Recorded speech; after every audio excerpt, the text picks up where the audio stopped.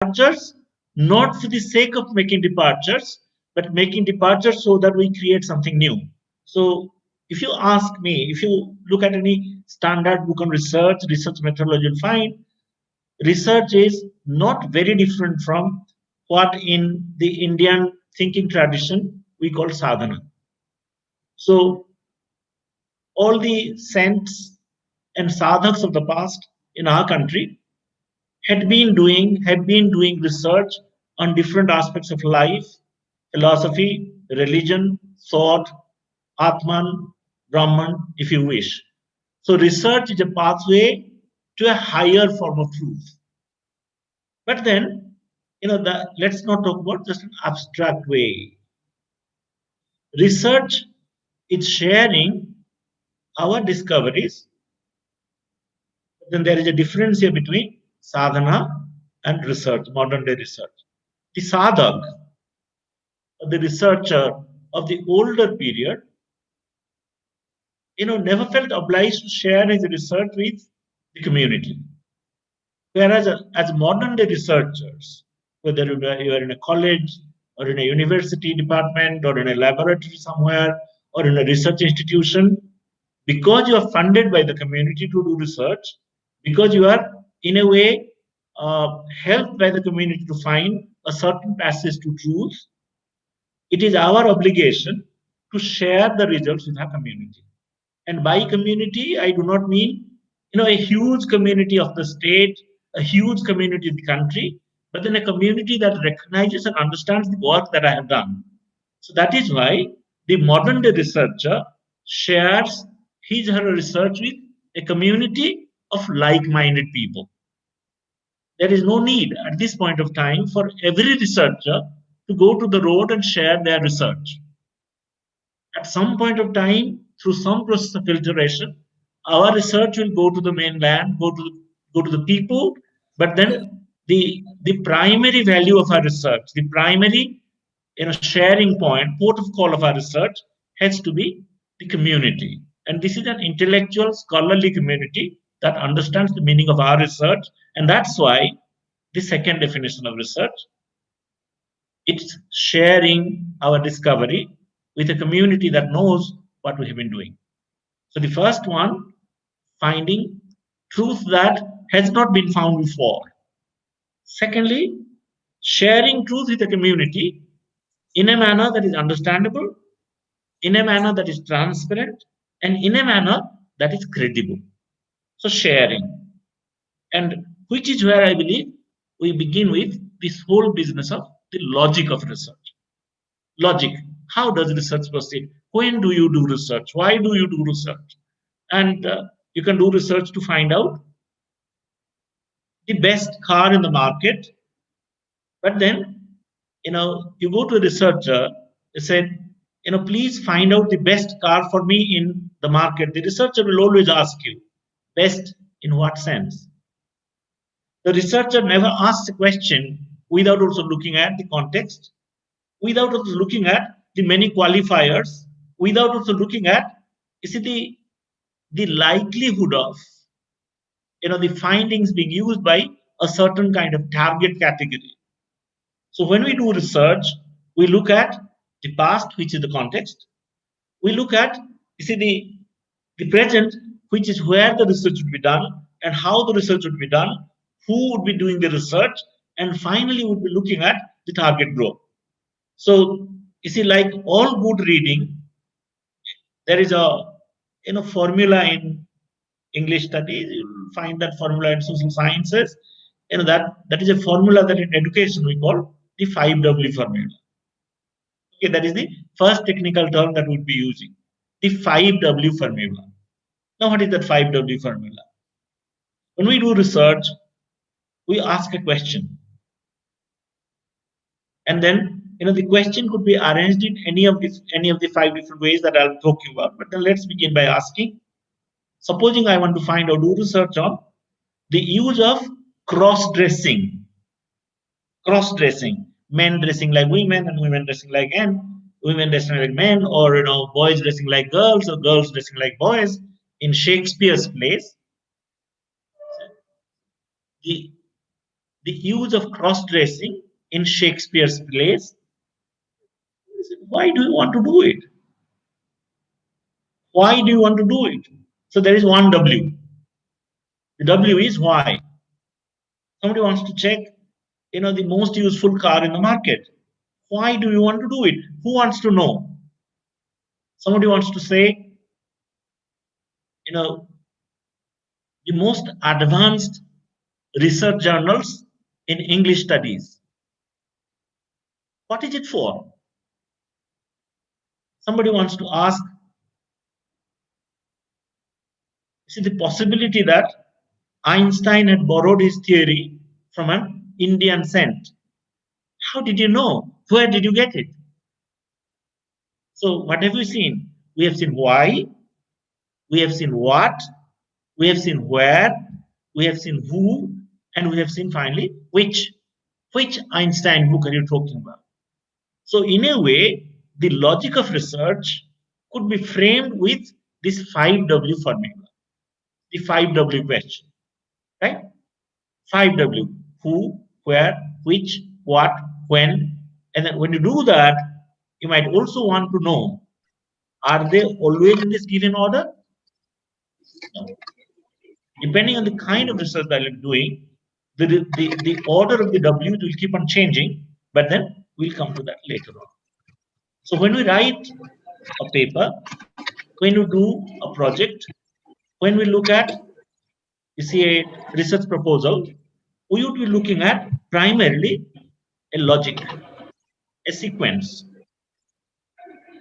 a certain kind of linearity that, when violated, will probably produce skewed results. And I think, instead of talking about a very large area, which would be difficult to take up in a talk like this, let us talk about topic, and then how a research topic follows in a certain kind of research logical progression. So any research area, any research topic, any research program will definitely first of all depend on a title, and then this is where most of us are likely to go wrong. A title. Please mute your phone if you have some problems.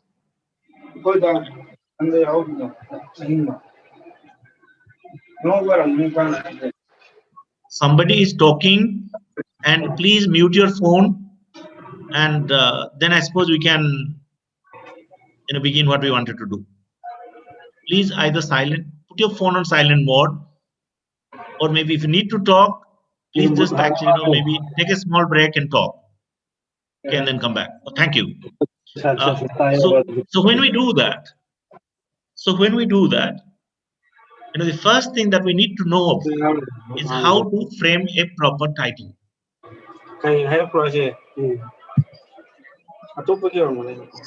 Somebody is talking. Dr. Nandi?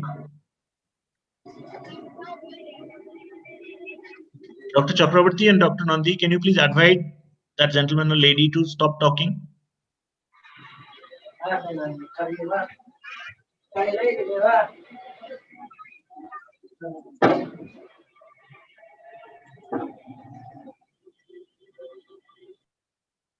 Somebody is talking in the background. Unless you stop, I think it would be difficult for me to speak. Okay. So, most people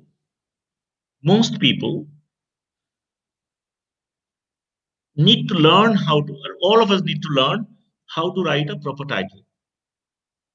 And sometimes people use titles of the papers which are very long, for instance, or sometimes they are very short. Sometimes people write a study of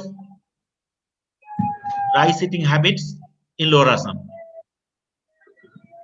Possible. It is possible to do research on this. A study of rice eating habits in Lower Assam. Supposing somebody does that, in social science, it's possible to do that. Something very interesting might also come out of this. But then if you do this, where is the problem? Because a research topic or a research area or a research project necessarily involves dealing with a problem. So we say rice eating habits in Lower Assam, a study. You'd have also found people, either producing or even, getting degrees on the basis of projects which are titled like this. You could ask a simple question to people like that.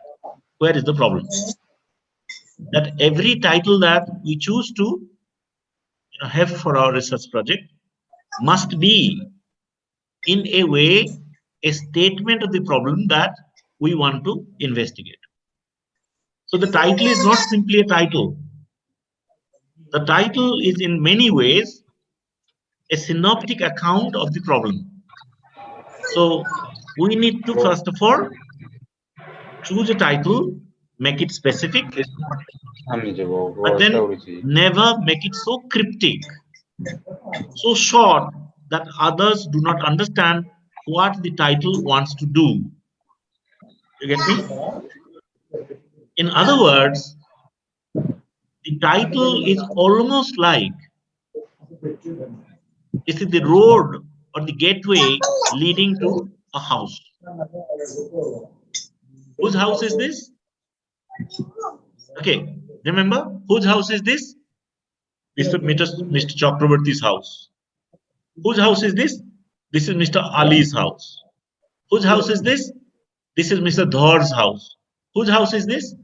This is Mr. Datta's house. So, the title is so important. The moment you say Mr. Datta's house, already you are making a historical connection between the building, the plot, and a history that is not immediately available, but then that is always felt. So a title is not necessarily only about a problem.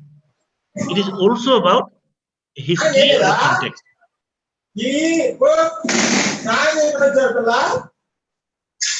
Okay.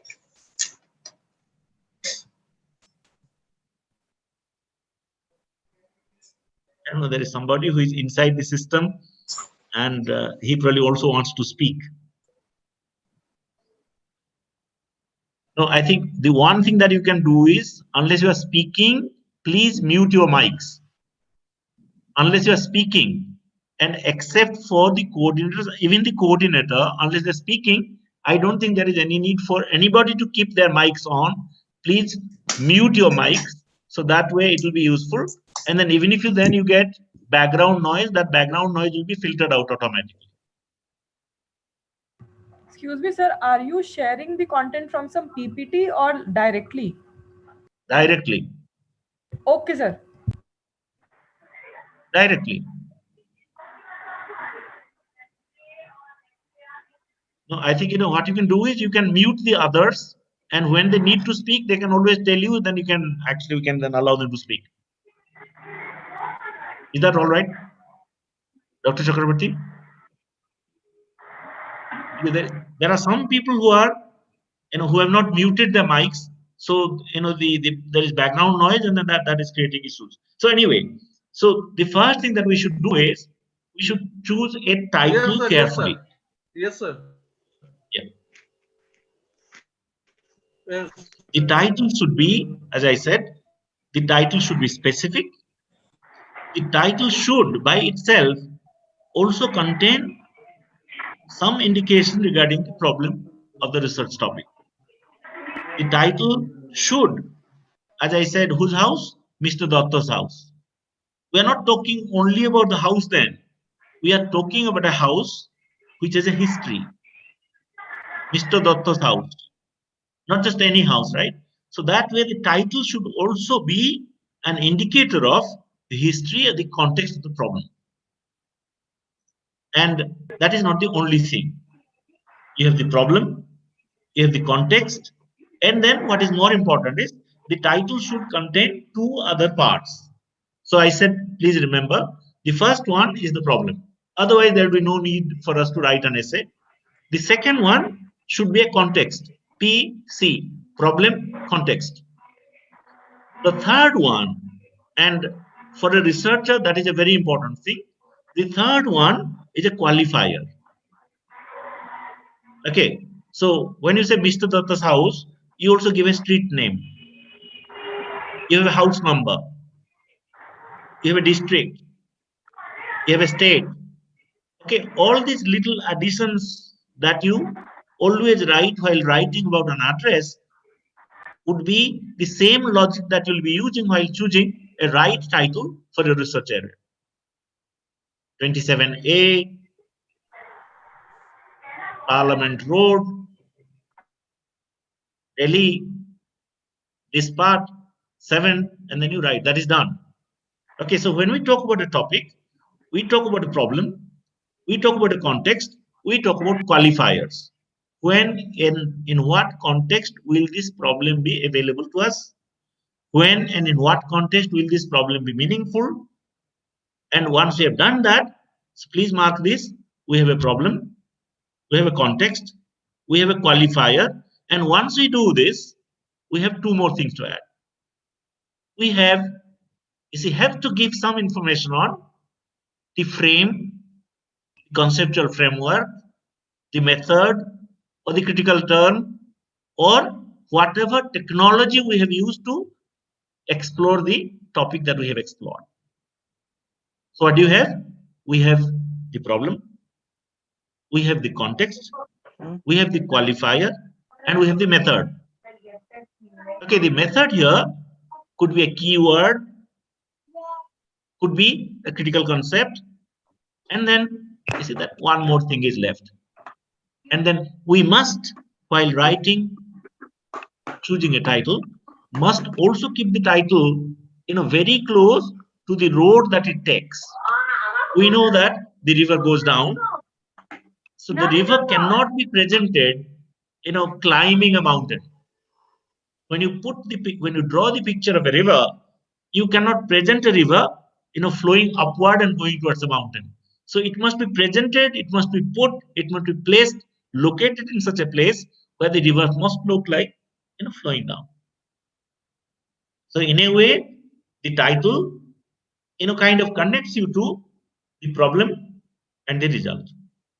So between the problem and the result, you have the context, you have the qualifiers, you have the method, you have the corpus, and finally the end.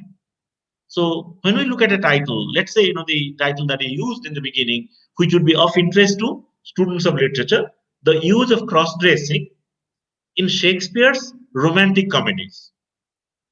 Supposing the use of cross-dressing in Shakespeare, people will say Shakespeare wrote, some people say 36 and a half, now some people say 39 plays. The number is not important. He has written so many plays, and then he has written poems. He has written also longer narrative poems. So when you say cross-dressing in Shakespeare, a study, then somebody will ask me, cross-dressing in Shakespeare, is it in the poems? No. Is it in the longer narrative poems? No. Is it in the tragedies? No. Is it in the histories? No. Is it in the problem plays? No. Then why don't you say where it is? No, I want to explore the use of cross-dressing in Shakespeare's romantic comedies. That makes sense. The use of cross-dressing in Shakespeare's romantic comedies. What do we have? We have a problem. We have a context.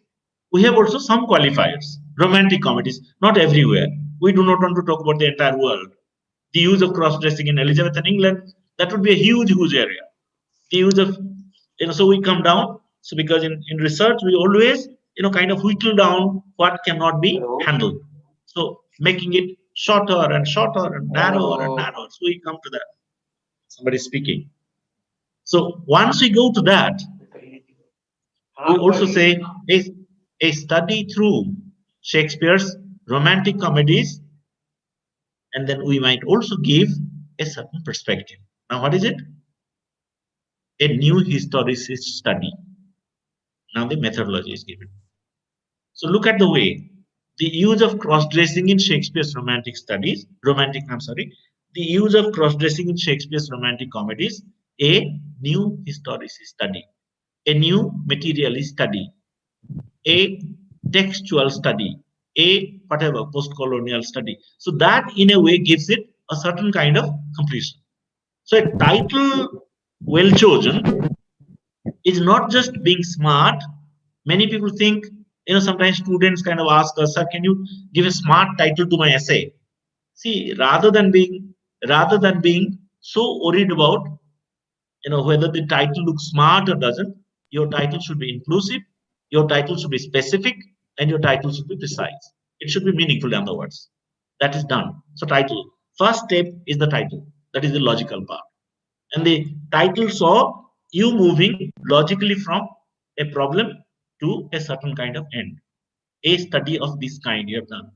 You have also explained or you have suggested how the title contains a problem, a history, a series of qualifiers, and a note on the method. In addition to that, the title also in a way tells you where your study is leading. Is that all right? So once you've done that, you have written the title, then see the next part. Most people write an elaborate introduction when they work on authors, when they work on ages, when they work on ideas, when they work on movements, when they work on problems.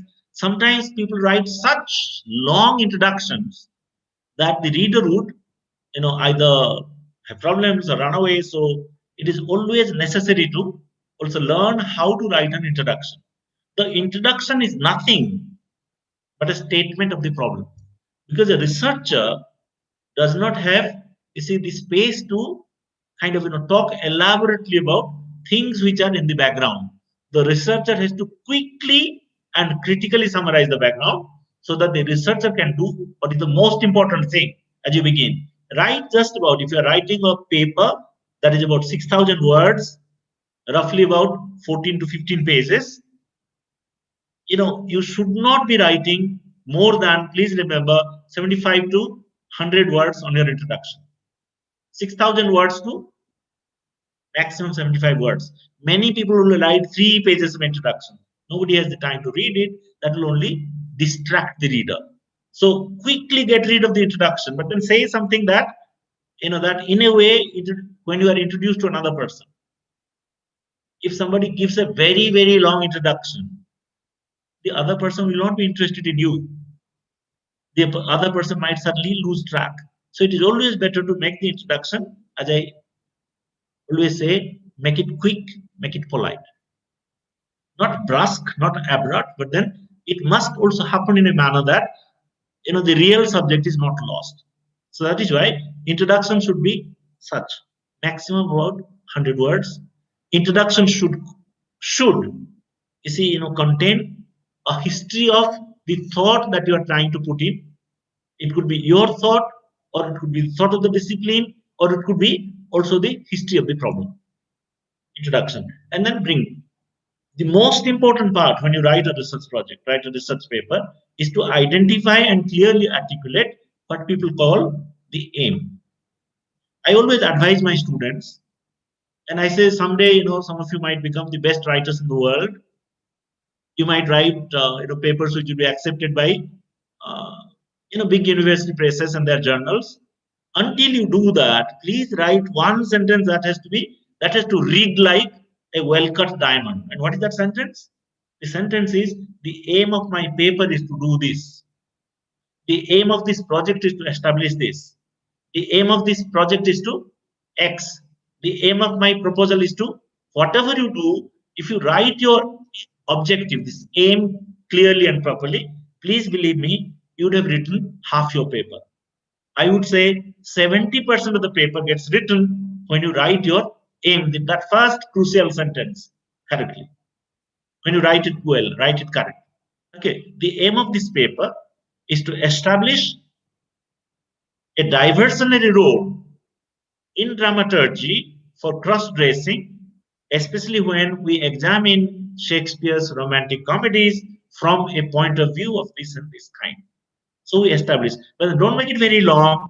Don't make it so obvious that nobody would want to read your research. But the aim of the paper, the aim of the book, the aim of the project, the aim of what you are doing, the aim of that piece of research has to be very clearly stated. So I would, put it at number 2. The first one is title, has to be logical. The aim has to be logical. You said, how do I put the aim? I have not started reading.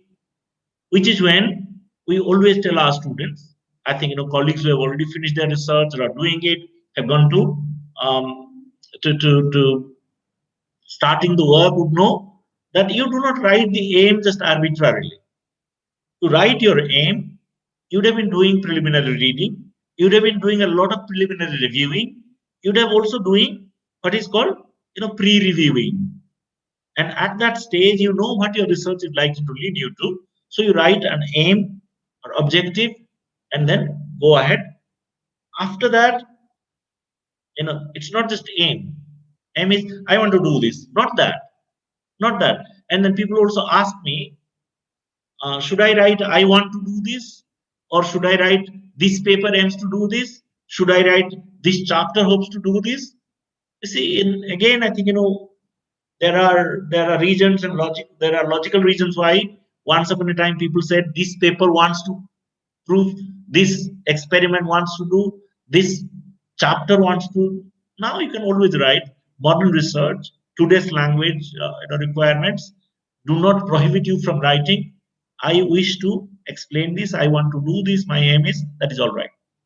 So it is no longer necessary, as it was necessary when we did research, to write the aim of this chapter is to do this, and then we would never write you, we would never write I in our project. But then modern research, especially research after the 1990s, I think in the 2000s, increasingly research scholars are encouraged to write I or even sometimes we.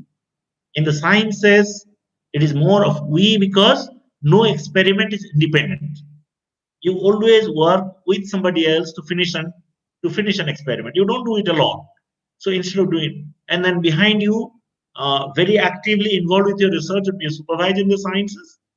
And then in the human sciences, supervisors play more and more of an advisory role, sometimes play the role of editors, sometimes also they collaborate, but then individually, finally, unless the supervisor has written parts of it, it is primarily a scholar's work in the human sciences.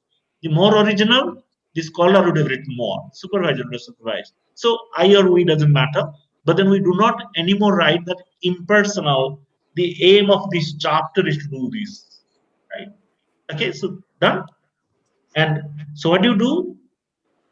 This is where you put a statement. A statement. And what is the statement? This is a problem statement. Why do you want to write a paper? You want to write a paper because you have a problem. Because you've identified a problem. You want to find a solution and share that solution. Somebody actually is talking again.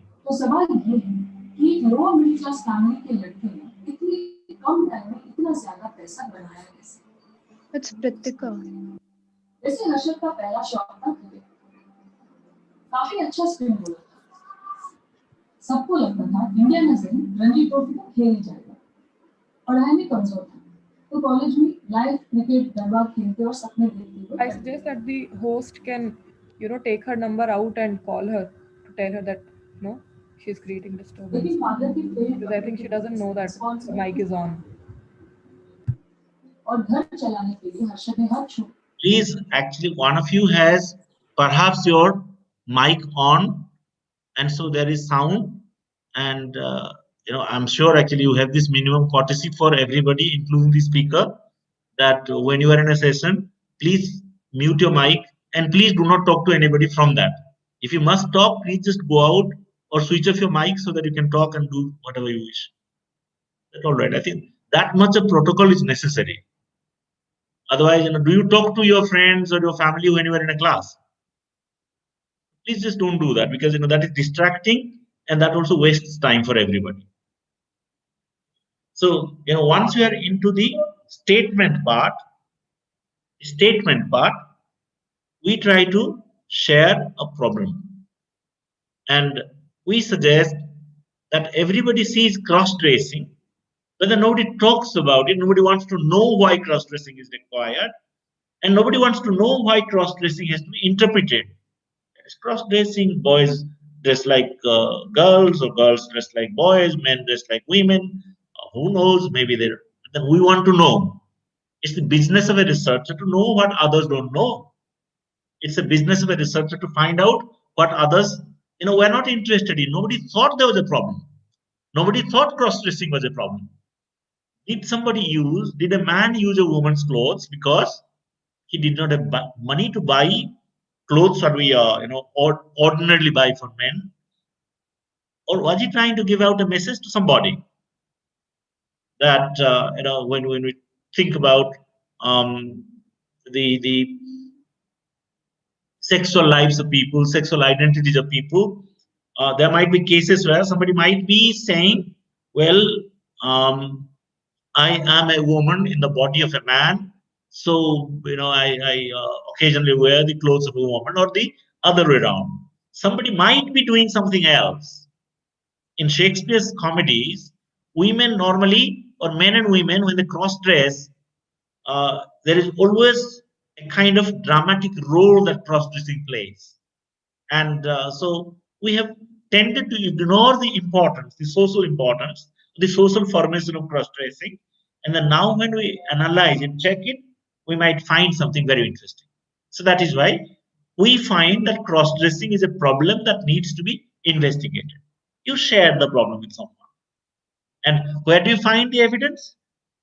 Then, well, we say, we find, then this is where we actually, after having shared the research problem in the form of a statement, we suggest that, well, given that in Shakespeare's problems, given that in Shakespeare's comedies, cross-dressing happens very regularly, it is possible that cross-dressing can be explained in sociological, psychological, philosophical, historical, or whatever terms, even dramaturgy. And so once you do that, that is your hypothesis. Given these conditions, cross-dressing needs to be examined. Otherwise, so what have you done? You have looked at the title, you have looked at the aim, you have looked at a research statement, you have looked at a hypothesis. And see, students always ask me, colleagues always ask me, must every research project have a hypothesis? And I normally, I think, do not give an answer. I normally say, you think, why did you begin the problem in the first place? Why did you think there was a problem that you wanted to do research on? The fact that you identified a problem, or the fact that you saw a problem which others had not seen, means that in certain conditions, a certain problem is feasible. The fact that you have a hypothesis also gives credibility to what you are doing. If you cannot frame a hypothesis, because when you begin framing a hypothesis, you find that parts of your hypothesis collapse because they cannot be qualified, then it means that your research itself cannot be qualified, which means that your research is possibly not valid, not appropriate, and then you have to change your logic. So do you get me? So you went to title, went to aim, we went to statement, we went to hypothesis. And once you have said that in Shakespeare's plays, cross-dressing plays an important role for X, Y, Z, whatever you give, and we said, which plays? Okay, this is where I think there is a difference between science research, core social science research, and humanities and human studies research. Now, this is where humanities students, literature students would go around looking for material that in social science would be called universe. In literature research, it is texts or it is corpus. Which authors, which texts, which area, which theorists, and then, but then what is it? Where do you find this? This is the corpus area. So, which is where we look at what is called corpus.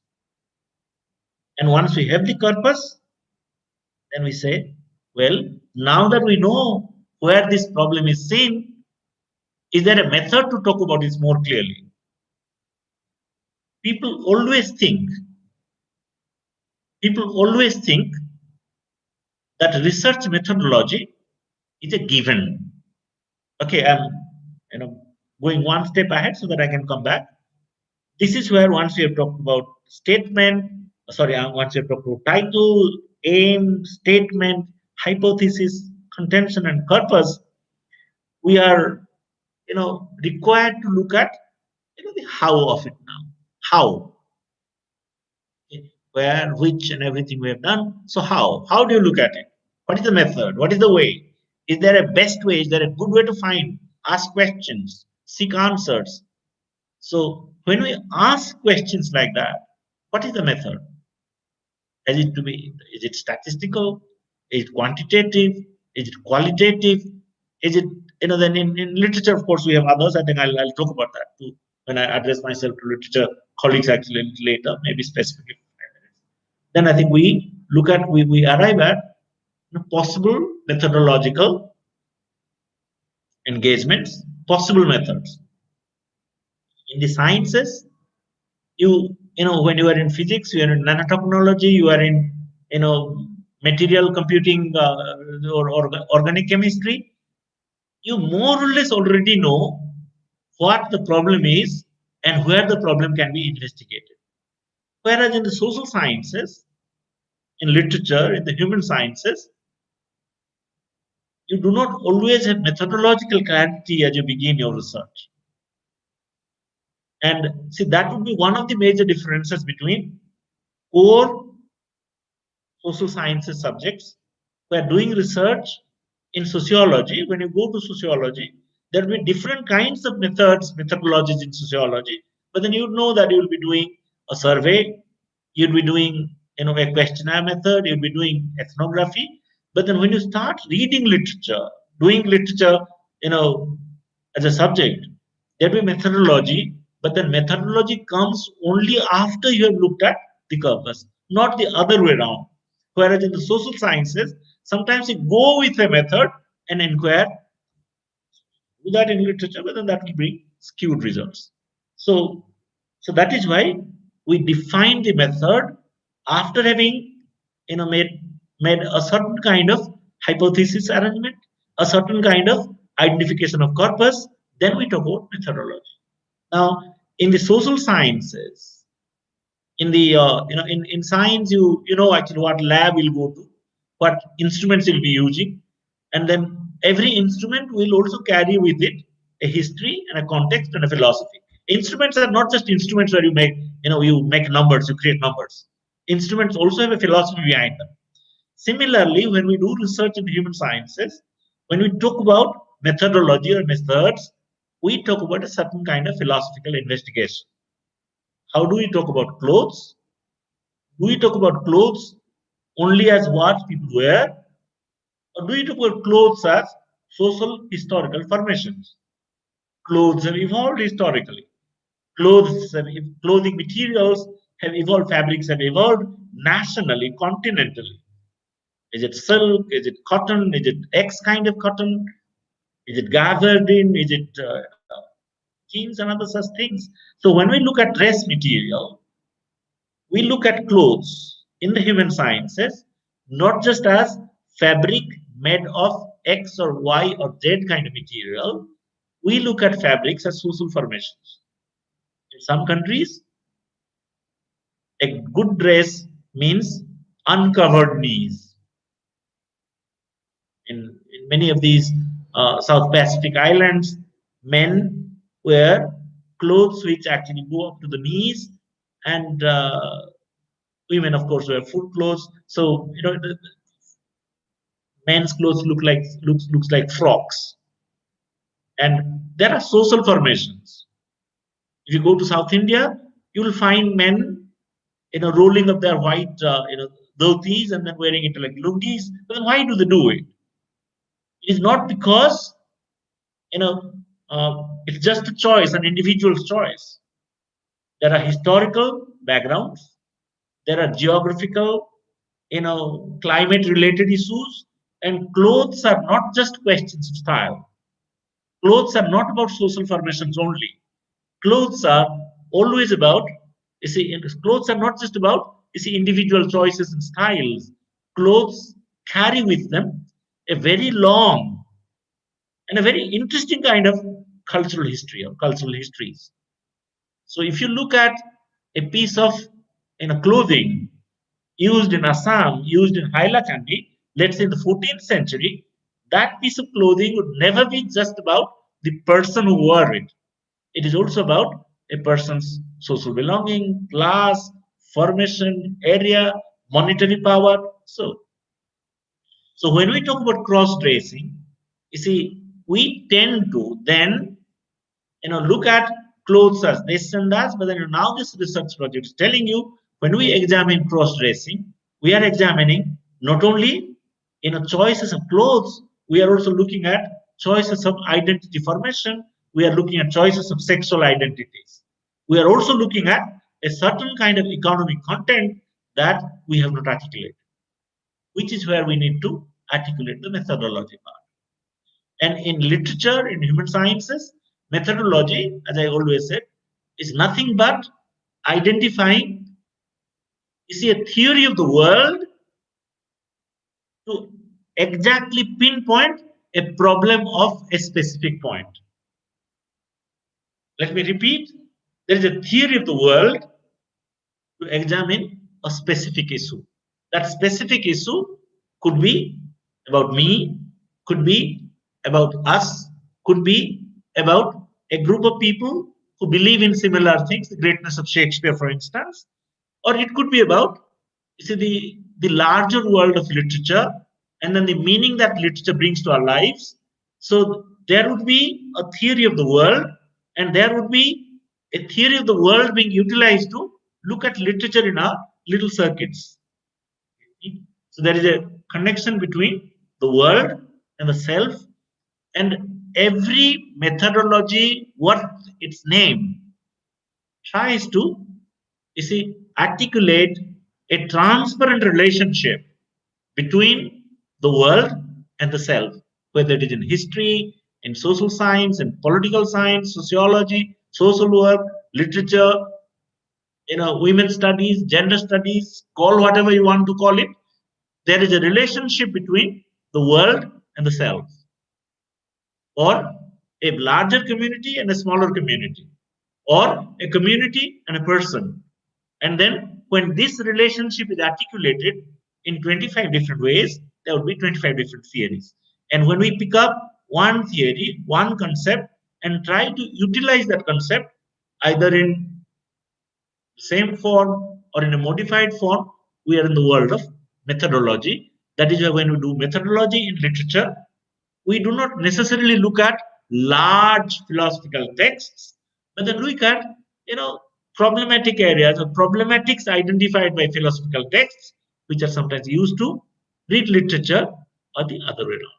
So we have come to the fifth step of the the logical sequence that I was talking about. So from there we have come to, from title we have come to methodology, and then methodology in the social sciences, in the core social sciences, would require a scholar to adopt this kind of methodology.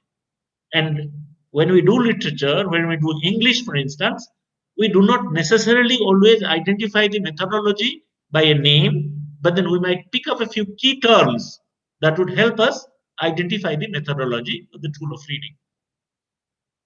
To me, when I think about it, when I think about the research we do, the research groups where I coordinate, I always tell my students, I think I also tell colleagues, that in the human sciences, I think we have lost the link, have we?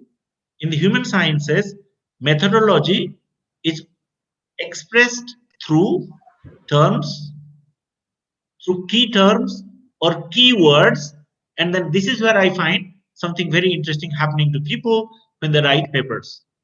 Okay, people also, they write keywords, and the keywords should ideally indicate the relationship that the scholar tries to establish between the world and the self. There could be keywords, and then sometimes people write a paper on Toni Morrison, and then they also write Toni Morrison is a keyword, which is something that has not been very clearly thought of. The names of people, unless the name actually offers a key idea, even when you do Derrida, that should not be a keyword. Heidegger should not be a keyword. Deconstruction is a keyword. Difference is a keyword. Being, yes. Cogito, yes. But then you cannot, write the name of a person and then call it a keyword. That's not done. But then people who are, not properly trained, I think sometimes do that. I'm sure your colleagues can avoid it. That's why I said, my talk would be a combination of language and logic. So when you write a keyword, please do not write the names of, persons associated with the thing. Give their ideas, methodology. And all this together, logic and the mechanics of writing, is sometimes presented in research writing as what we in the human sciences call a frame. What is the frame of reading? My frame of reading is phenomenological. What is your frame of reading? My frame of reading is ethnographic. What is your frame of reading? My frame of reading is neocritical. What is your frame of reading? My frame of reading is new materialistic. What is your frame of reading? My frame of reading is postcolonial. What is your frame of reading? My frame of reading is psychoanalytic, but then from a Marxist point of view. So when we do that, we bring a frame of reading to literature studies, to literary analysis, to social analysis. And so methodology in the human sciences, methodology in the core social sciences, and methodology in the science subjects would be philosophically oriented in the same direction. You see, finally, it is the relationship between the world and the self. Transparently talking about a relationship between a large spectrum and a small spectrum that we deal with in lab or in the book or in the research project or the paper. But then when it comes to working out the bricks and the walls, as well, there is a difference. Having come to this point, I think we would be stopping for half a second to check what we have done so far. And then I think I'll be Dr. Nandi and Dr. Chakrabarti. Yes, sir. So, yes, sir. So how long you think? Can I finish at about 7:30 or will it be too long? 7:15. 7:15. Okay. Okay. Fine. And 7:15, so that that'll be good. So once we do this, once we come to the method part, once we come to the key terms part, once we explicitly suggest how we look at the smaller area of the self, the me, the researcher, and the larger area of a large research community, which could be teachers of English, which could be teachers of philosophy, which could be theorists, which could be critics of the novel. How do I relate my knowledge to that knowledge? So research is therefore, in spite of everything that is said about research, people say it is original contribution to knowledge, right? It is original contribution. So research must not be thought of as recirculation of knowledge, as reproduction of knowledge, as just addition to knowledge. It must be creation of knowledge. Creation of knowledge. And this creation of knowledge should always be communicated to peers. That's why, the community is very important. Community and communication come from the same place, by the way. When you look at the etymology, their sources, they come from the same place. Communitas, community, and communication, same root. Okay. See, the idea of sharing. I cannot actually, sometimes people, I might go and, talk to young kids about my research and metafiction, and then tell them, see, look at this is the best research in the world. You see, it doesn't make any sense. Only when I can talk about my research to people who have done research in the area. You see, there is meaning in what research I have done, which is when my colleagues who have done research in that field would recognize whether the contribution that I'm talking about is actually contribution or is just, reproduction or recycling. So please remember, the primary thrust of research is finding a higher form of truth, is finding truth that has not been found, but then it does not end there. There are people who do research, who do fantastic research, and then also find very original things. Having found that, when they send it to a journal of informed people, somebody tells that researcher, you spent 10 years, 20 years on this, but then this work was already done in the 1960s. I may not be aware of such work.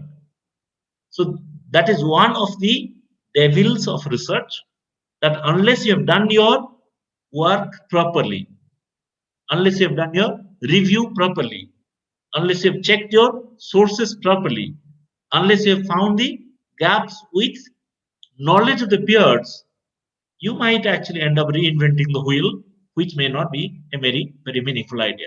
So in the human sciences, when we do research, when we come to that point where methodology becomes important, we once again come to an active review session or period when we check all the related literature in the field. When I say all, I mean all. You have to do it maybe selectively, maybe you find a method, but then if you have left out, okay, I don't think we should really care about what happens in American universities. Why should Americans be interested in Indian self-making? So when I talk about Indian self-making, let me use material that I have generated, that I have collected from India, Indian archives, Indian philosophers, Indian whatever, Indians working abroad. But then having done that, you find that your research was possibly a replication of research being done in some unknown American university. That is why the community link, and the community link is seen both at the point of origin and at the point of reception and at the point of creation. There are 3 points. When we do review of literature, when we check materials, first of all to find whether our work is reproducing somebody else's work. So we are going to the point of origin.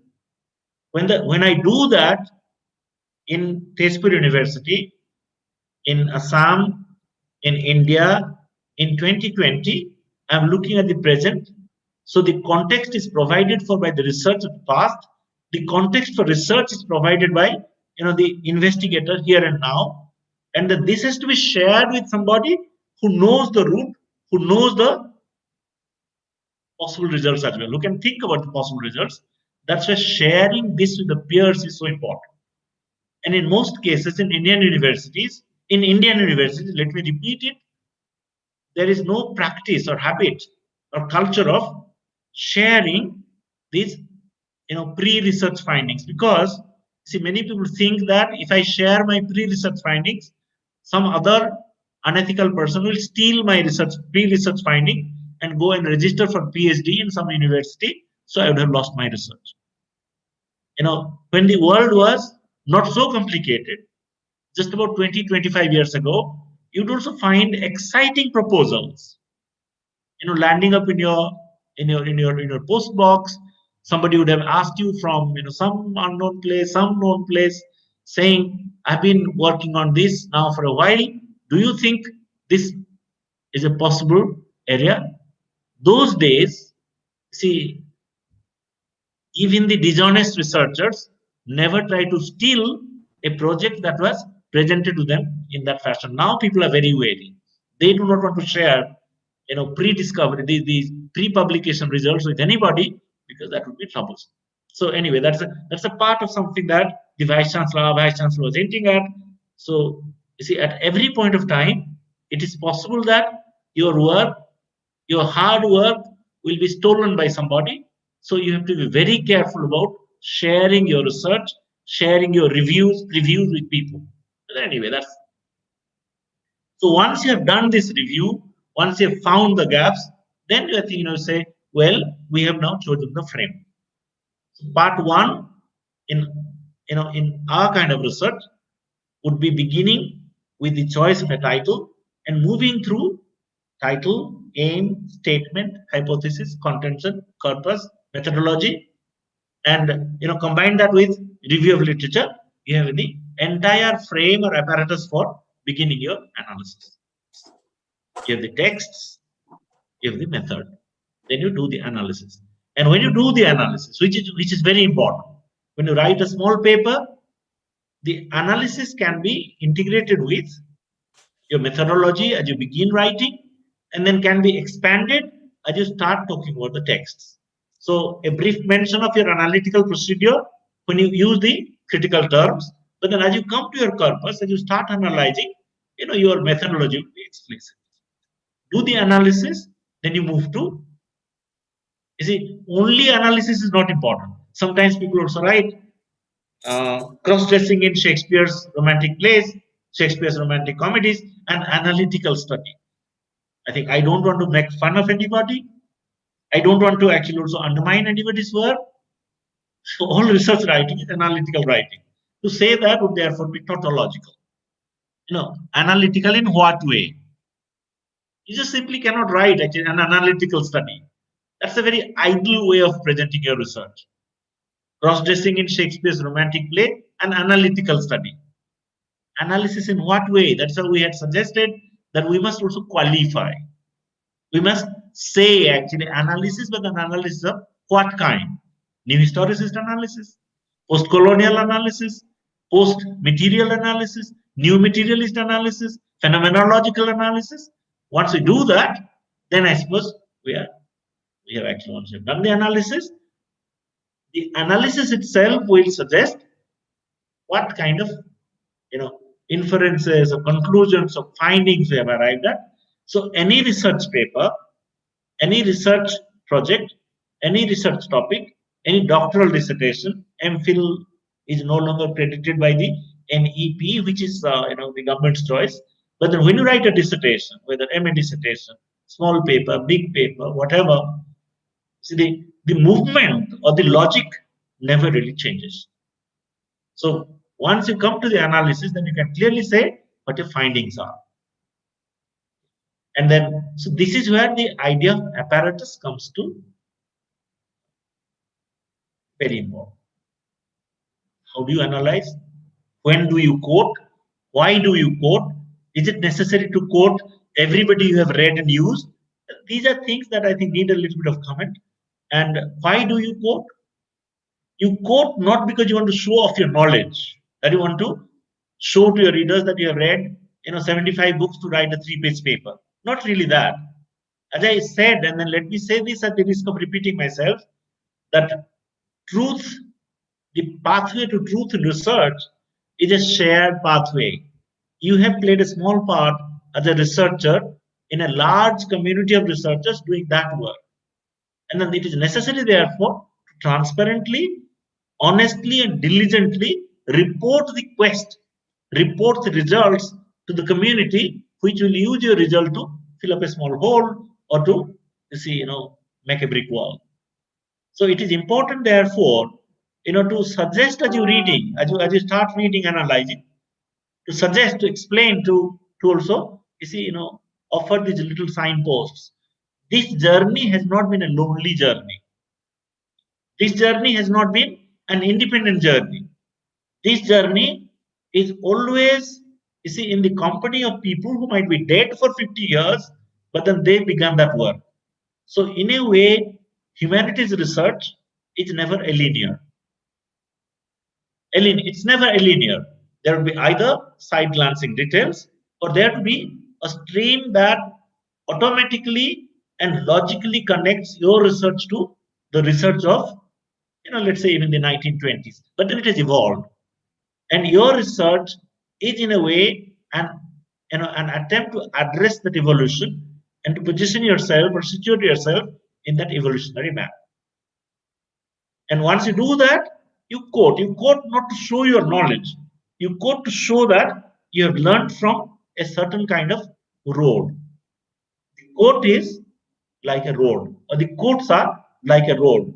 When you go from, I've never been to Hailakandi. Someday I hope, I'll be fortunate to visit the place.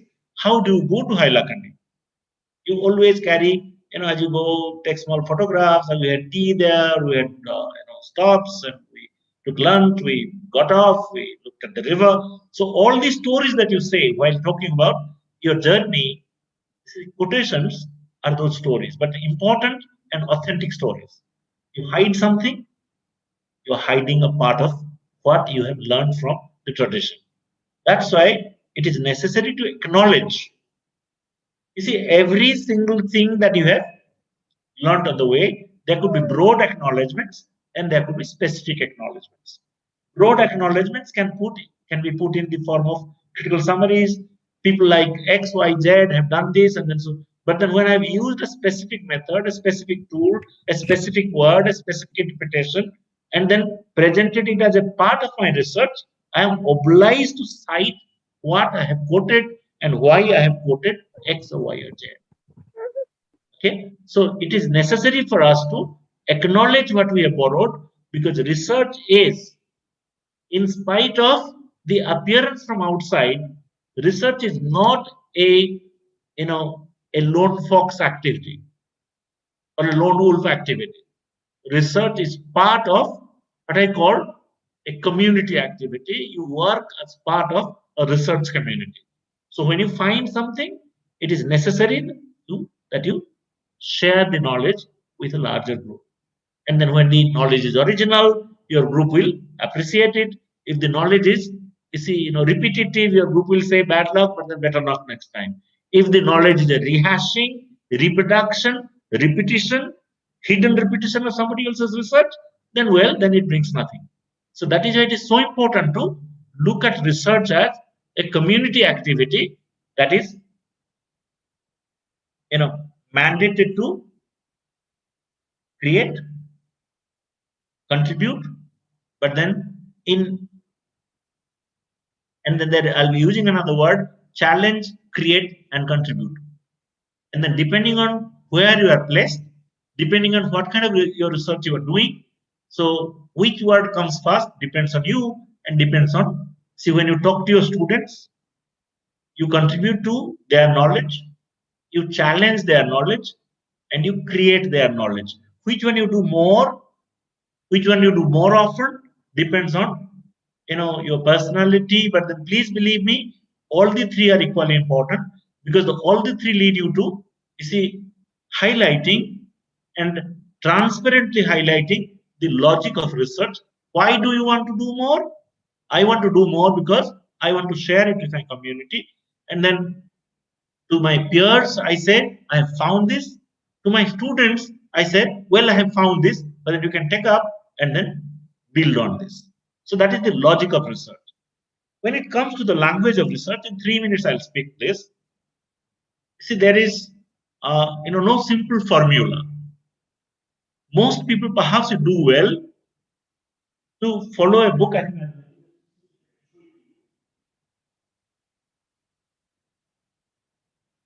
See, I think students of literature, if they have not read, if they somehow have not seen this, they should always, all students of literature, all colleagues, with all due respect, I want you to see, students of all social sciences also can do this. Can you see this, please? The Craft of Research. This is the 4th edition. The Craft of Research. This is primarily written by a very learned researcher of the United States. Name was Wayne C. Booth. Some of you may have heard of it, but then that's been kind of re-edited and then done in new forms by other people. But then this is a book that is a must for anyone interested in the language of research writing. This is a book that will contribute immensely to your understanding and to clarity. Wayne C. Booth, The Craft of Research. Uh, there's a second book that I want you to look at. Everybody has this in the English departments mostly and the humanities departments.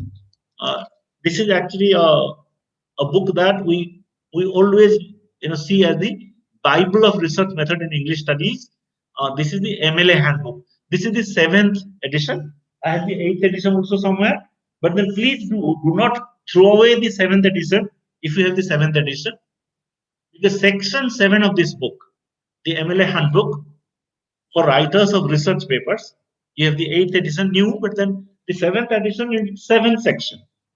7th section has a very interesting, 8 to 9 pages on the language of research, and that I think would be better than anything that I can say here.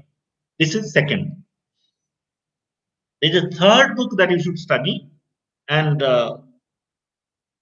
study with a little bit of care. Wait, just one second.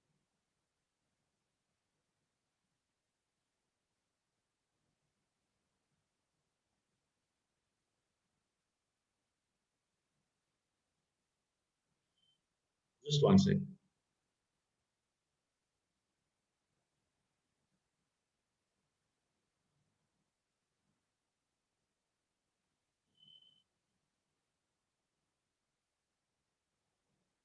Just one second. This book is trying to play tricks with me, but then I think I'm okay.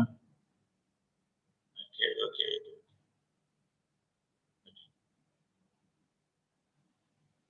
You can see this book is simply called The Elements of Style. The Elements of Style. If you can see this, and this is by William Strunk. And William Strunk, The Elements of Style. You have a 4th edition, which is the standard edition. You also have a 2000 to 2011 revised edition, which I because it is the latest. I think you can always follow that. E-texts are available of this book. This is a book that guides you through the basics of writing styles, and it's not very big. It was maximum the 2011 edition is 75 pages, 79 pages. Go through it. It actually gives you a series of do's and don'ts, but then it primarily guides you through the logic and reason of language that you use in research writing. This elements of research, it also tells you how not to use certain things, certain descriptions in research, whether you should write 1999, spell it out, or write numbers, whether you should put an apostrophe s, of a word that ends in s, whether you should write the name of a person with dr dot for doctor or dr without any dot. So you see, this is something that you should acquire from this book. It's a book that is very simple to use. It's a book that that does not make enormous demands on your intelligence and time, but it's a book that takes a year or so for you to master. I invite all of you to read this book, to consult this book, and then at the same time, as you do Elements of Style, Strunk, I want you, all of you, actually colleagues, to have 3 things with you when you do research, when you think about writing good English while doing research. The first one, I think I have just about 3 minutes to finish. The first one is something that most of you must use and must be using. It's the Oxford Advanced Learners Dictionary. It's a cover here. It's the A.S. Hornby Oxford Advanced Learners Dictionary. But then please try to also listen to what I say next.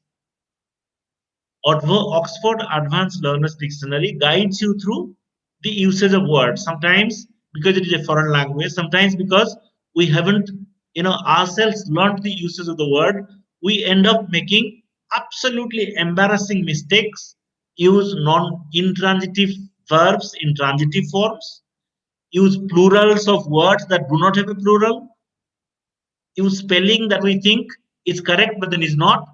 And this dictionary helps you through, saving yourself from many of these embarrassments.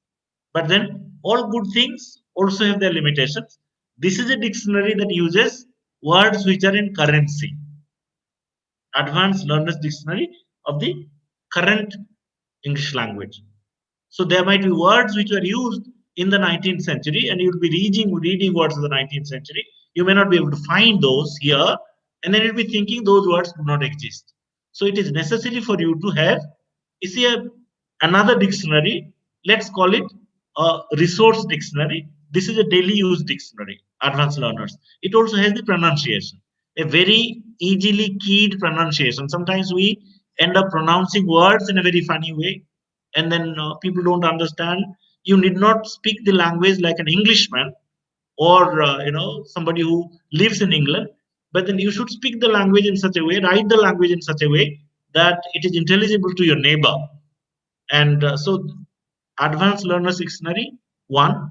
Second is either the Oxford Concise Dictionary or the Chambers 21st Century Dictionary. This is a resource dictionary. So 2 dictionaries to start with. If you have a regional language dictionary for your own use, no problem. But then these 2 dictionaries will be absolutely necessary. There is a third thing that you need. You know the meaning, but then you do not know the word. Sometimes you grope for words, but then you do not find the word. And then you would go on asking friends, go on, Googling, and then you do not find it, which is when you need a thesaurus. And okay, for science students, right? I'll come back to that. I think somebody asked, please, for the science students also. And so the third thing would be a thesaurus.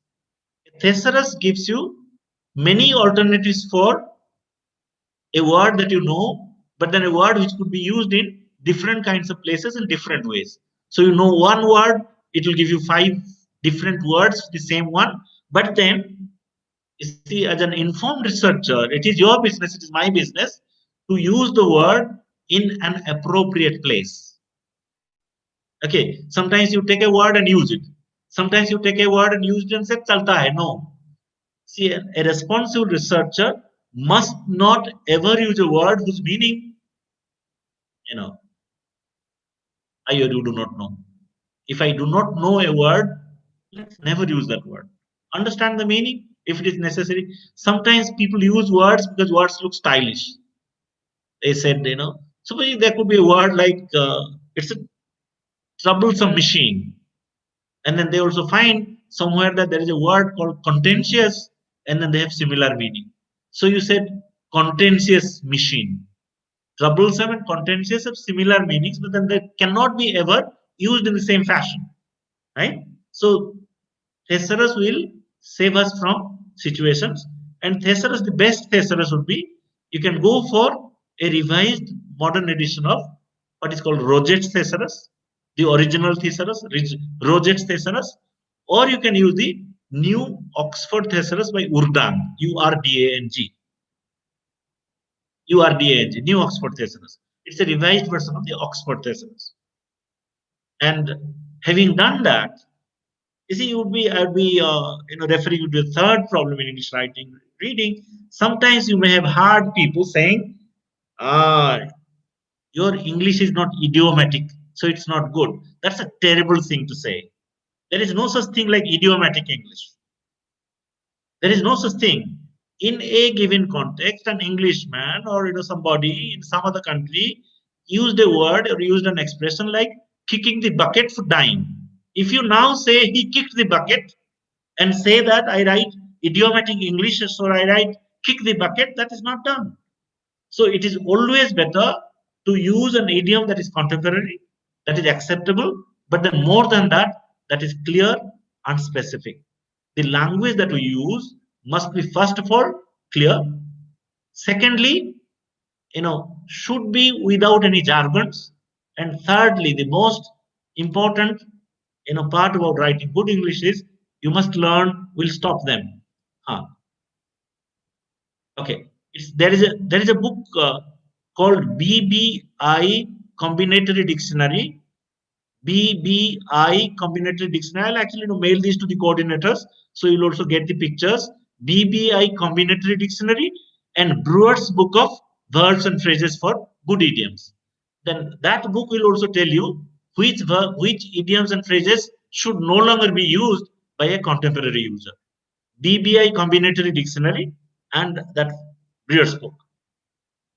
Having done all these, if you still want to look at something, I will say, if you someday want to invest in a book, we'll stop now. If you want to invest in a book that would help you with smaller and bigger issues of the English language, please invest in what is called the Shorter Oxford English Dictionary. Please, please, please don't think that this Shorter English Dictionary is this thing. Sometimes we find Little English Dictionary, sometimes we find Pocket English Dictionary. This Shorter English Dictionary is a dictionary of about 6,000 pages each, and then in 2 volumes.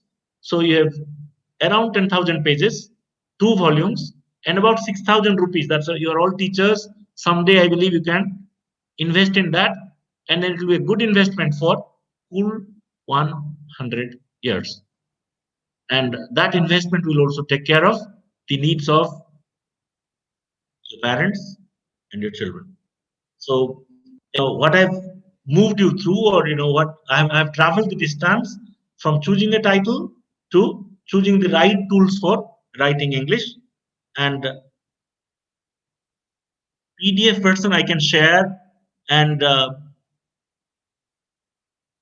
yes, it can work for marketing scholars. It can work for everybody. This trunk book will work for everybody, and but then I have shared the route, the logical route of beginning with a thought and ending with a book or a paper that is first of all an addition to knowledge, creation of knowledge, but then more importantly than anything else that I have said, it is sharing knowledge with the community. Thank you so much for listening to me with so much patience. And I think we can move on to the question and answer session if there are questions and answers. If there are questions, and I now hand you back to the coordinators, Dr. Nandi and Dr. Chakrabarti. I need a little water. Thank you, sir. Thank you very much. The session is now open for discussion. Actually, in the chat box, actually we have actually seen two questions. And first of all, I am just reading the questions. And let me check if I can see that. Please read. First question is, if someone is writing on a personality like Gandhi and his contributions in a specific historical period, can she put Gandhi as a keyword, sir? This is the question. I mean, I think yes. I think yes, because you see, but I would rather be, if you are looking at Gandhi as a person, you are looking at Gandhi's qualities, Gandhi's, let's say Gandhi's personality, psychology, then yes. But then sometimes we have used the Gandhi text to write something, then put Gandhi as a keyword, that doesn't really make sense. Yes, sir. Thank you, sir. There is another question. How, where to check sources whether research on a topic has already been done by someone previously or not? Okay. See, there are, discipline wise, there will be different sources.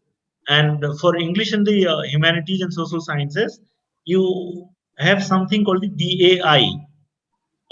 It's an online source. It's available with most libraries, and you can always go to what is called the Dissertation Abstracts International, DAI. Then if you ask your librarian, local librarian also, or Dr. Iqbal also will be able to tell you. So DAI is one of the first, reporting gateways. So has this work been done as a PhD dissertation or as some kind of dissertation in most of the universities, including Commonwealth universities, American universities? So DAI, A, B, C section would be for different kinds of people. DAI. Then you have different search engines about which I think my colleague Dr. Iqbal would be the best person to tell you. Well, but then one of the things that we always go for is DAI. Many of the open line searches in English and American universities, every library offers you a gateway.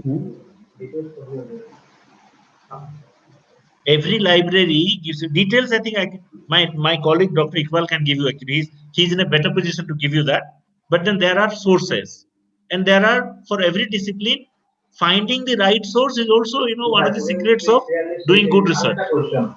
So what is the question? There is another question. Please. Which one? Should hypothesis be clearly stated in research paper? Sir, the question, should hypothesis be clearly stated in research paper? I think, see, it depends on the material you have, but then if you have thought about the research topic, I think hypothesis, three first steps. Hypothesis could be presented as part of, the statement or part of the contention. But then please believe me, even today when I find, students talking about hypothesis, they just report something. They give a summary of facts and then call it a hypothesis. A hypothesis should be presented in such a way that, you state under what conditions your research or your problem is visible. It is identifying a condition where your problem is visible. Okay, sir. Yes. There is another question. In displacement and migration, which theoretical framework we can apply in our research? You see, I'm a student, primarily a student of literature.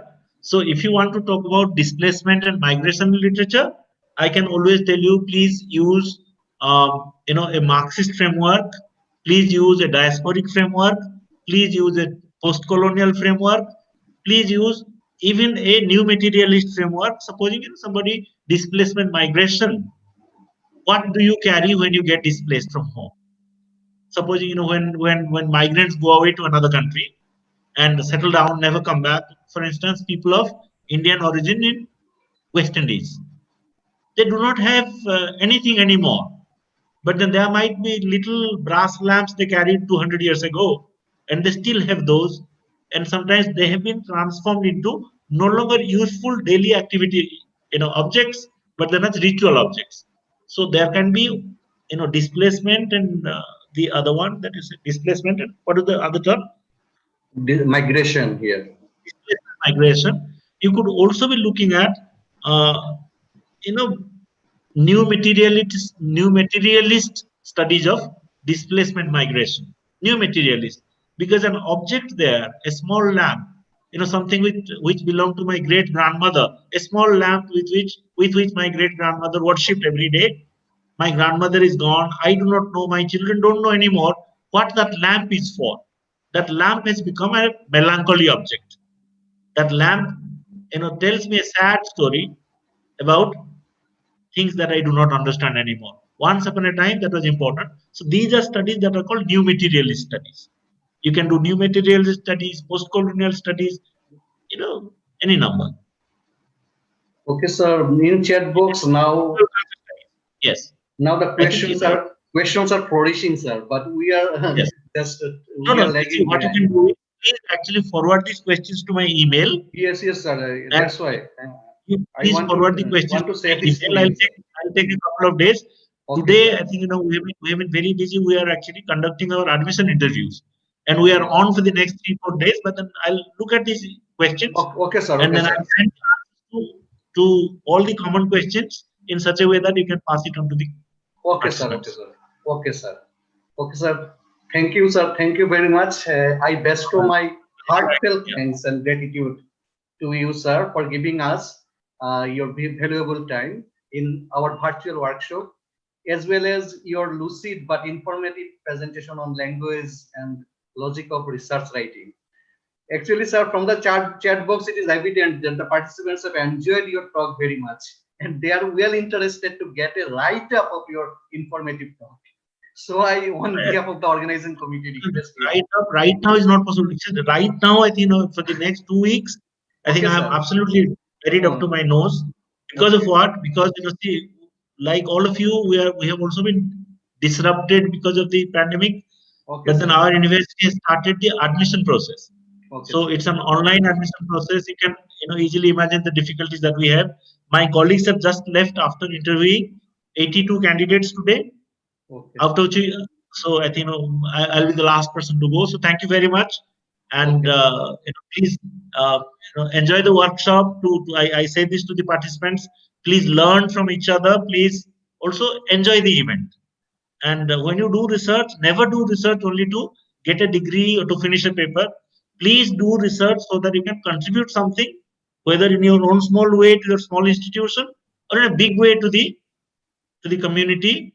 I must ask myself one question when I do research: how does it add up? Does it contribute anything? If I think that it doesn't contribute anything, I tell my scholars, please do not work on this topic. It's not going to help anyone. Even if it is a small little corner that it illuminates, it makes sense. Okay, thank you so much. And so I'll meet at some point of time. Thank you very much, sir. I think please come over. Tell us in advance. Yeah. Thank you so much. Good night. Good night. Thank you. Yeah. Good night. So our esteemed participants, we have ended the first session of today's technical sessions. And in the second technical session, we have with us Professor B. Panda, Bishambar Panda, and he will deliver a speech on challenges in research writing and ways to overcome them.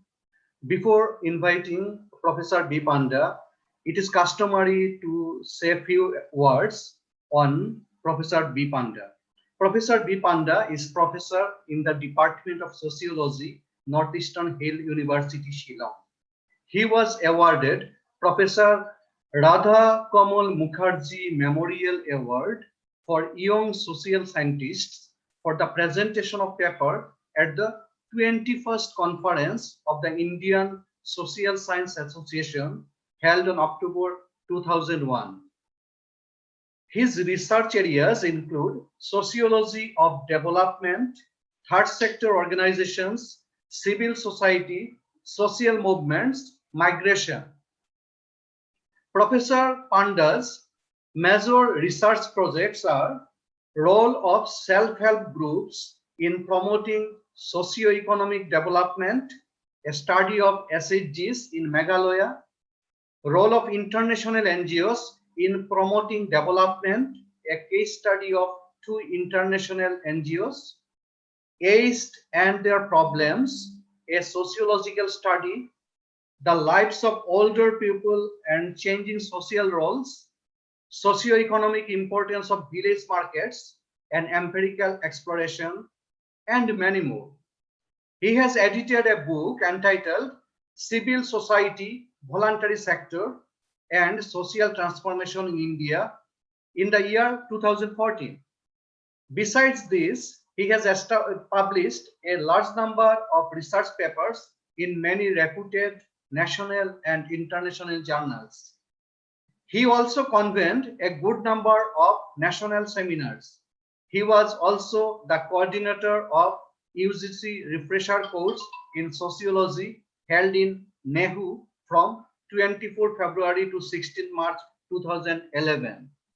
So it's my time to invite cordially Professor Bishambar Panda in this virtual platform. Sir, the platform is yours.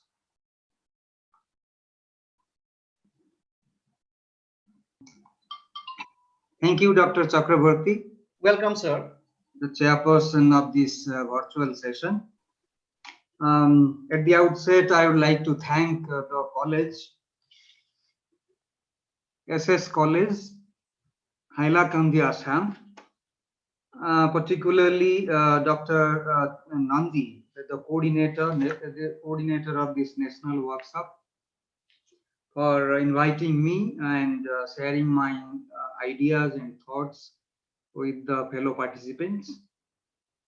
The title which was given to me to speak on is about the research writing and some of the difficulties and challenges faced by in writing these write-ups, and also the ways to overcome these difficulties.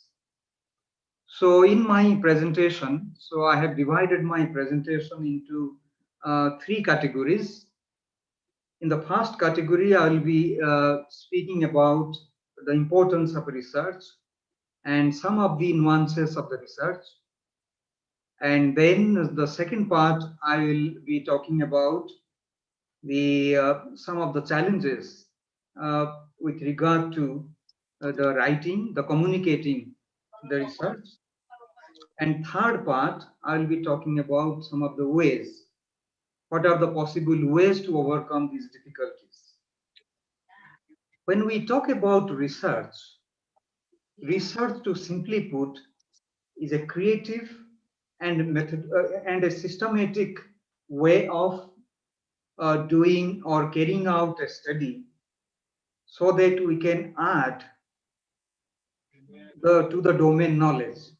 When I say creative engagement with a particular topic or particular theme or particular problem, a researcher is deeply involved in finding out the possible gaps in the existing literature, and out of that gap, he or she develops a research problem which he or she is going to contribute something new idea to that existing knowledge or existing body of literature.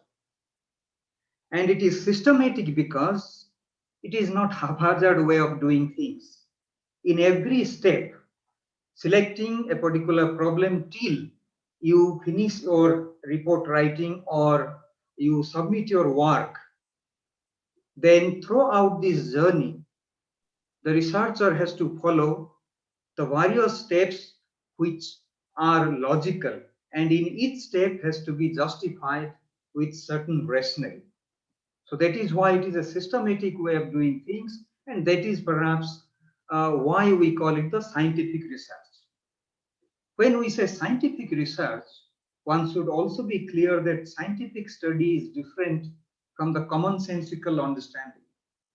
There is a definite difference between the common sense and the scientific understanding of the things. It's a different matter altogether in every society that we have commonsensical, practical way of looking at various issues and various problems.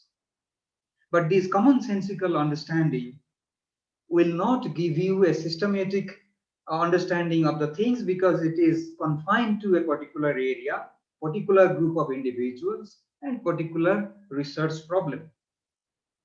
It doesn't give you that idea to generalize or which can be applicable to different situations and different kind of contexts. So therefore, systematic scientific understanding is very, very important and assumes significance. And when we say scientific understanding, each discipline has its own body of knowledge, a set of concepts, a set of data, and set of methodology to follow. So therefore, all these things, that conceptual framework, then the methodological way of looking at things, all these will help the researcher to carry out the systematic study, which can subsequently be an addition to the domain knowledge. So that has to be kept in mind, that sometimes people confuse that when we talk about research, we can talk about any kind of issues that also include commonsensical understanding of the things. Another aspect when we talk about research, in social science research, M.N. Srinivas, who is a noted sociologist, who argued that to understand social reality, we must make a distinction between book view and the field view. Book view may give you a certain perspectives, but that will not be sufficient to understand the social reality. For understanding of the social reality, we must have to go back to the empirical situations, or we must explore that what is there in the social reality at the empirical domain. So combination of all these, book view and the field view, may give you a holistic picture to understand the social reality. So that is why the importance of social research. So to do social research, irrespective of the discipline, certain conscious, well thought out decisions that a researcher has to take prior to carry out any kind of research. What are these decisions that he or she has to take before carrying out a particular piece of research? These are basically asking few questions before deciding about a particular either method or research problem or topic or universe of the study. So it has to be a conscious and systematic, well thought out decision. First of all, to question what the study is about. When you question that what you are going to study, that means you are thinking about a particular research problem.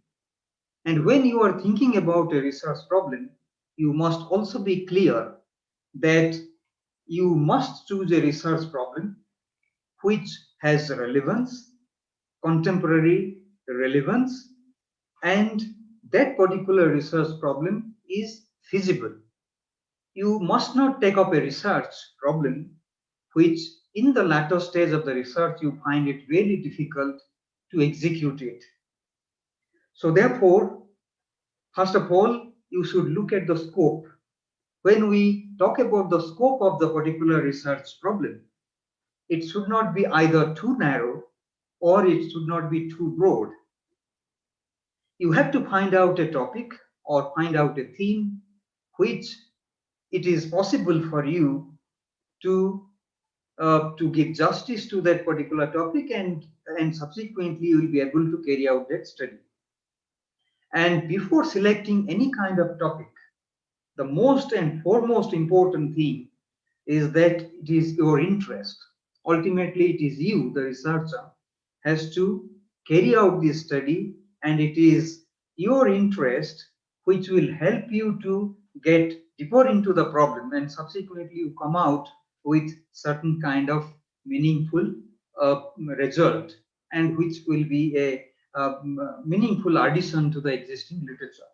So scope and interest, these are the two important things that any kind of research that a researcher is carrying out should not forget and should keep in mind.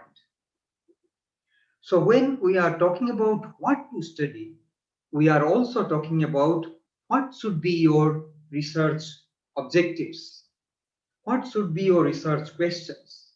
If at all you are formulating hypotheses, then what are those hypotheses? What are the sources on the basis of which you are formulating your hypothesis? So all these questions, when you ask what to study, all these things that come to your mind instantly, and subsequently in each of these cases you have to take a conscious decision. That theme you have to consciously select, methodology you have to select accordingly, that whether you have how many numbers of objectives that you would like to address, what are the research questions which are more specific, which will help you to address the objectives.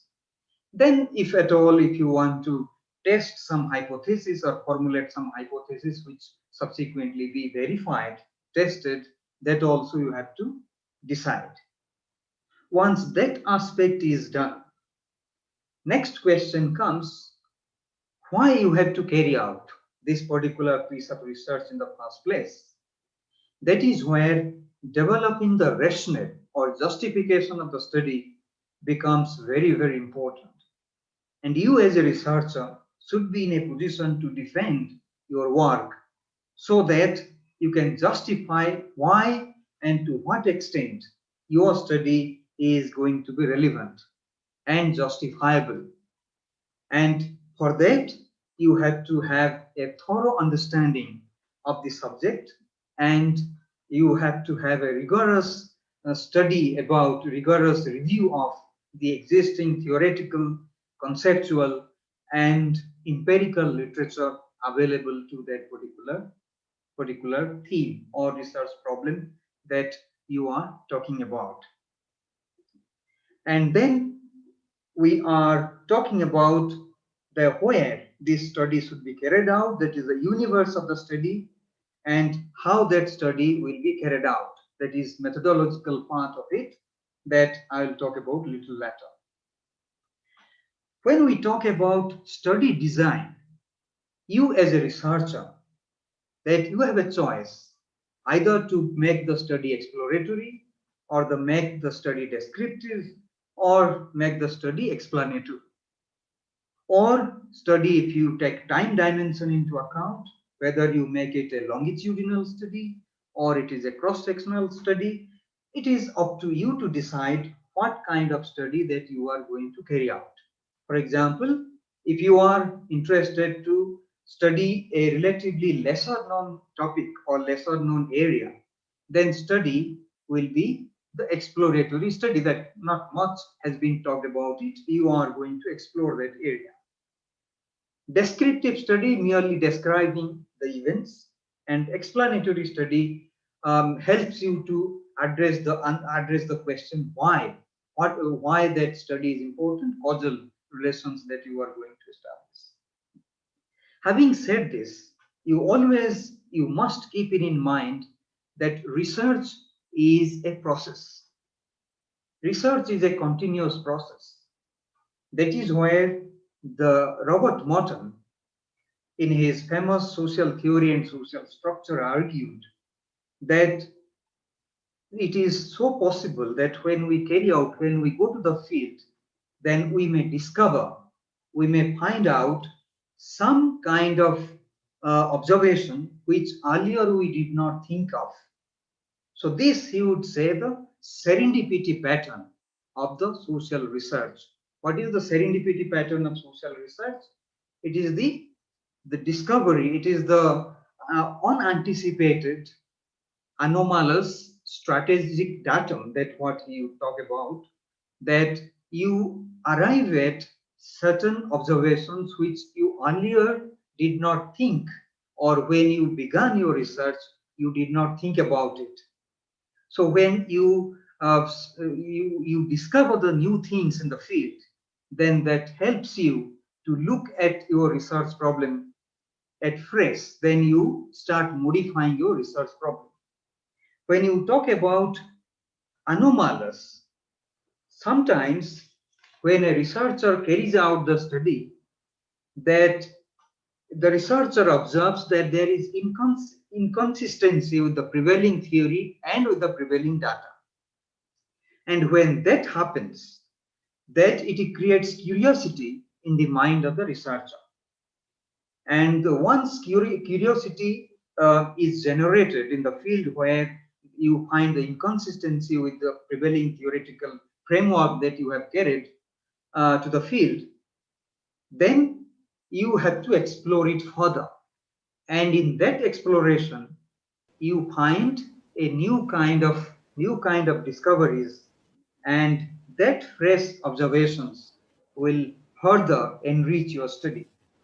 And strategic datum that you talk about is that there are researchers who are theoretically sensitized, and they can pick up a specific research problem, and from that specific issue, then that specific issue can subsequently be used for more kind of theoretical formulations. Or in other words, from specific problem, the researcher will move towards developing more universal general kind of study.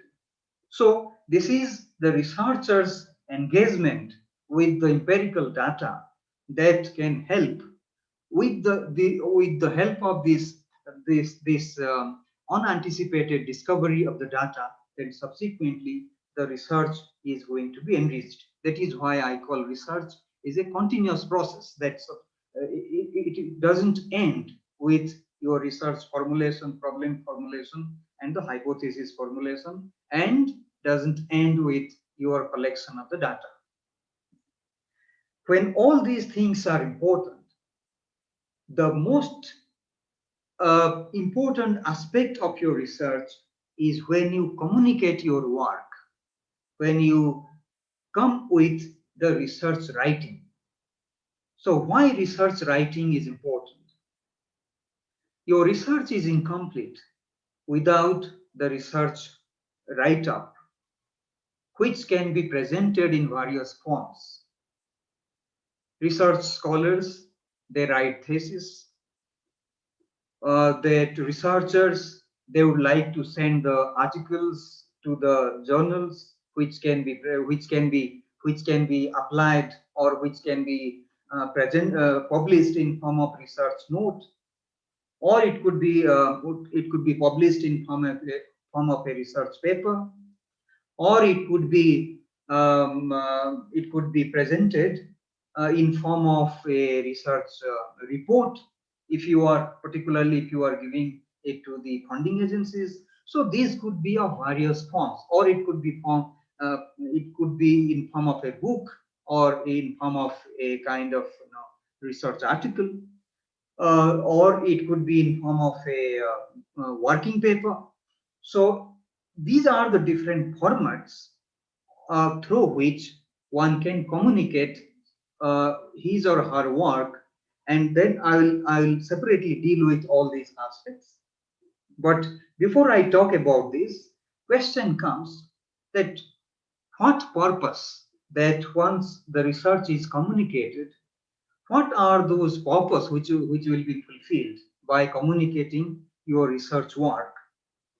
First of all, research work should communicate a specific set of data, methodology, and ideas, and it should be presented to others in such a way that they should understand, examine, and evaluate. Your readers should be in a position to examine, evaluate, and therefore the writing is important, and writing should be in such a way that your reader or your audience for whom you are writing, the scientific community for whom you are writing, they should be in a position to explore or to find out or to discern the ideas without much difficulties.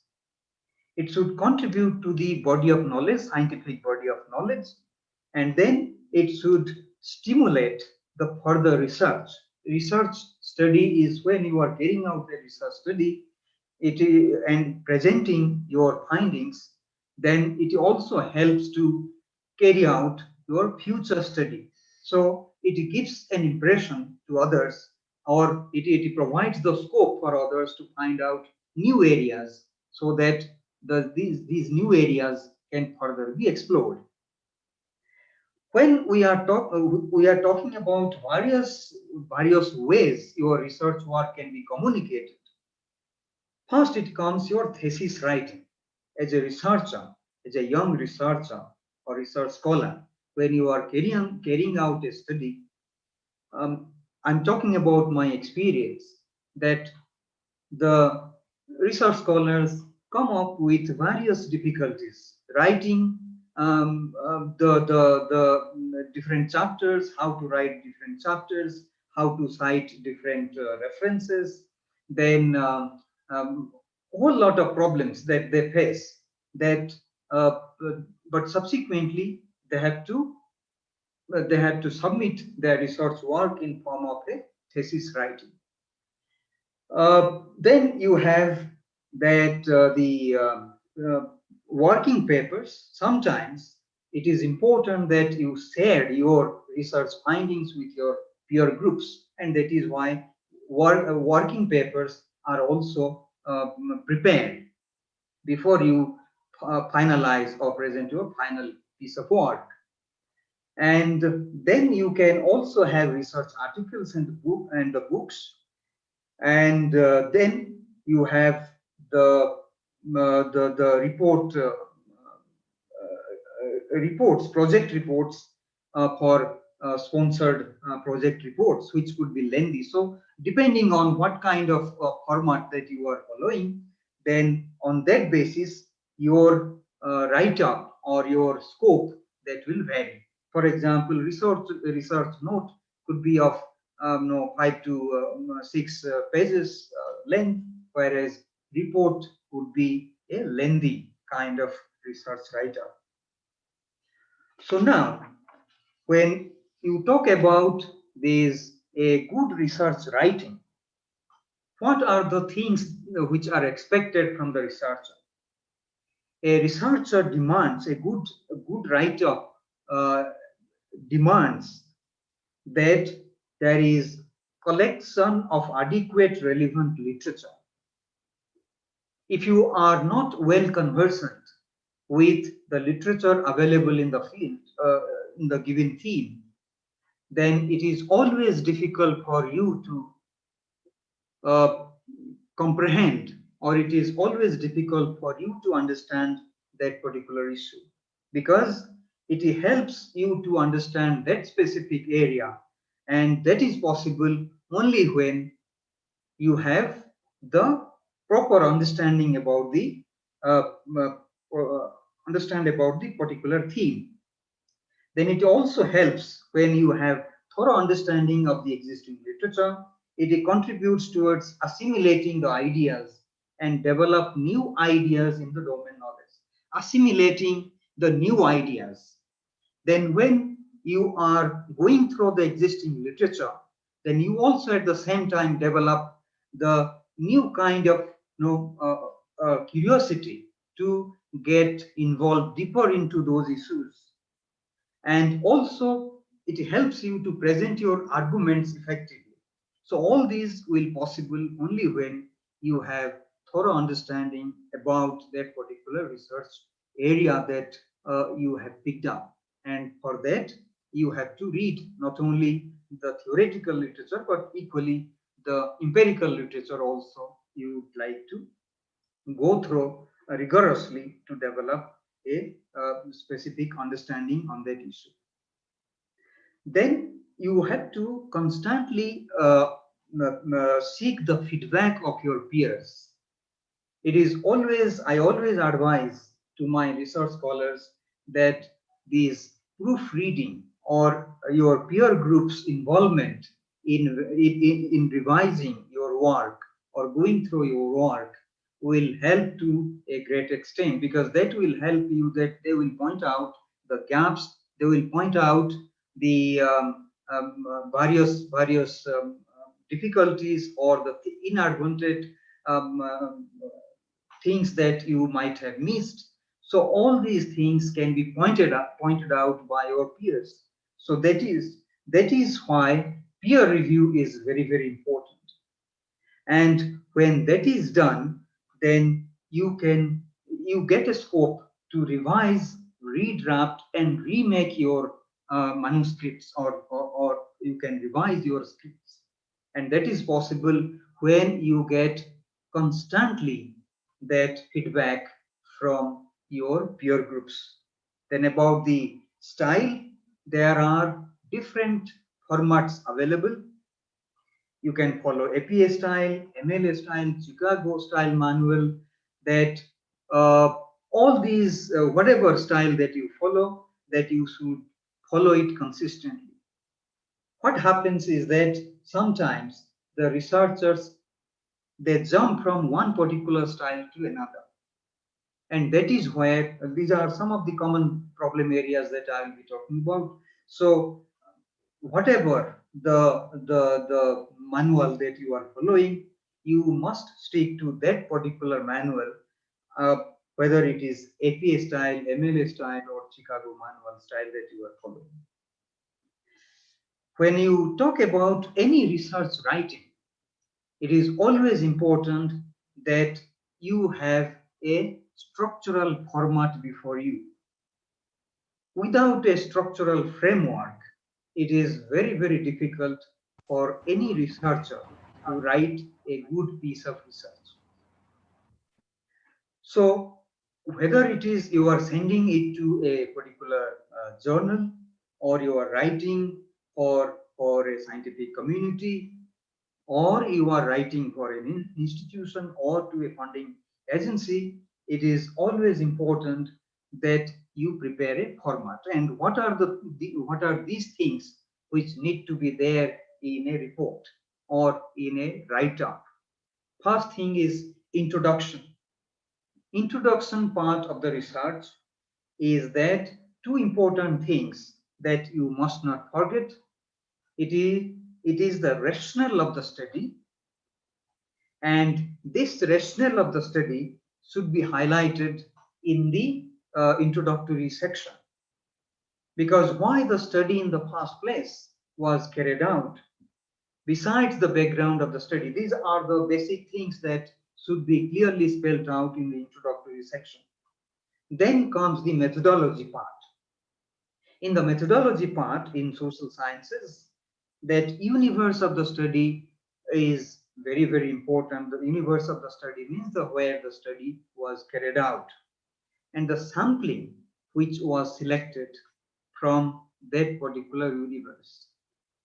In social science research, we know that unless we carry out the case studies in the sample survey, we select a particular sample and we subsequently collect data from that particular sample, and subsequently we generalize on the basis of that data that we get from that sample.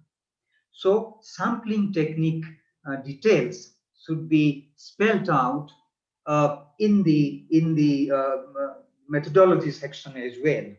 You know, we have different sampling techniques. We have the probability sampling. We have non-probability sampling. It is up to you to select whatever appropriate sampling technique is appropriate to you and significant for your study. Depending on that, depending on the problem that you have chosen, on that basis you have to select a particular sampling technique, and that has to be clearly spelled out in the methodology section.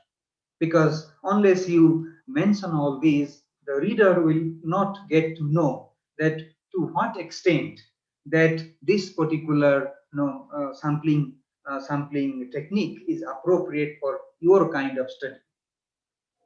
So you may ask question that which one is better. There is, in research, I always say any kind of research technique that you follow is relevant, provided you justify it, provided you can defend it, and that justification should be based on certain logic, certain methodological principles.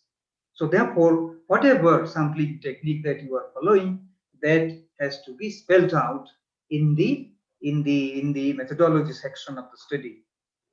Then also data collection technique. In social science, you have an array of whether qualitative techniques or quantitative techniques. You can follow the appropriate data collection technique to collect your data. For example, if it is a quantitative study, then perhaps the questionnaire will be the appropriate technique to collect the data. But then when you talk about questionnaire, you should also be in a position to frame your questions in such a way that it should not be vague or should not give the respondents a kind of impression that will confuse them. So whether it is unstructured questionnaire or structured questionnaire, then these questions should be framed in such a way that respondents will be in a position to give you the responses. So this data collection technique should also be spelled out. So that is how your research writing should be a complete one, so that it has all these systematic components. Then you can also say a few words about the research time that you have taken, how much time you spent in collecting the data, your time you spent in the field, and that also can be spelled out. Then when it comes to the presentation of the findings, then you can present your findings. There in social science research, we also take the help of graphic presentation, graphical presentation of data. We take the help of pie chart, then histogram, and then we also have frequency polygon. So these are different graphic presentations that we make use of to present our data, or tabular presentation. So with the help of these graphic presentations, one can present the data in a systematic way. Then the important aspect of any kind of research write-up is the analysis and discussion. That is where you need the supporting literature. That is why I told you that a sound knowledge on the existing literature, theoretical, empirical knowledge on the literature is very, very significant, because you have to contextualize, or you have to put your problem in a given context, and then you could see what kind of studies, whether your study corroborates the existing studies or it is giving something new ideas to the existing study. So analysis and discussion always should be carried out with the supporting literature. And this supporting literature, you as a researcher should be in a better position to find out those kind of literature available to you. Then comes the towards the end, you must have to give the references. Why references is important? Because once you give the once you cite certain literature in the text, you are obliged to acknowledge those sources, and the full references you are expected. If you are following a particular referencing style, then on the basis of that referencing style, you have to give details of that referencing style, and so that your readers will be in a position to find out the source, and then if the reader is further interested to know more about that particular write-up which is cited, the researcher can further go about those kind of studies and learn more about that.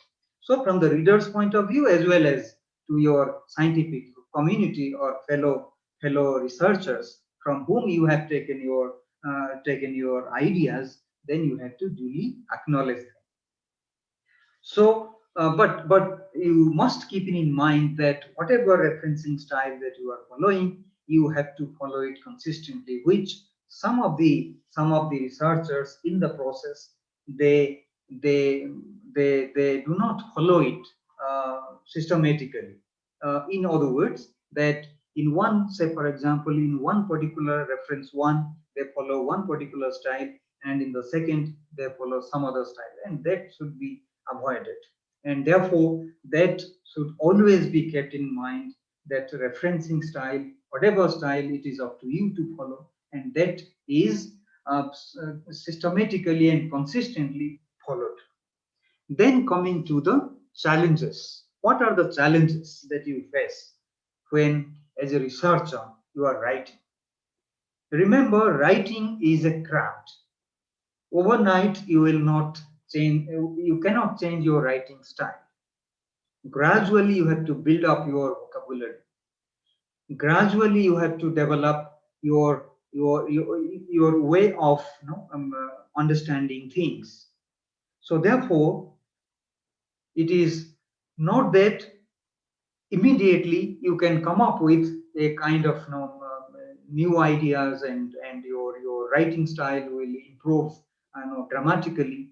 But that is why it is always to be very patient, and then always keep it in mind that there is always the scope to improve.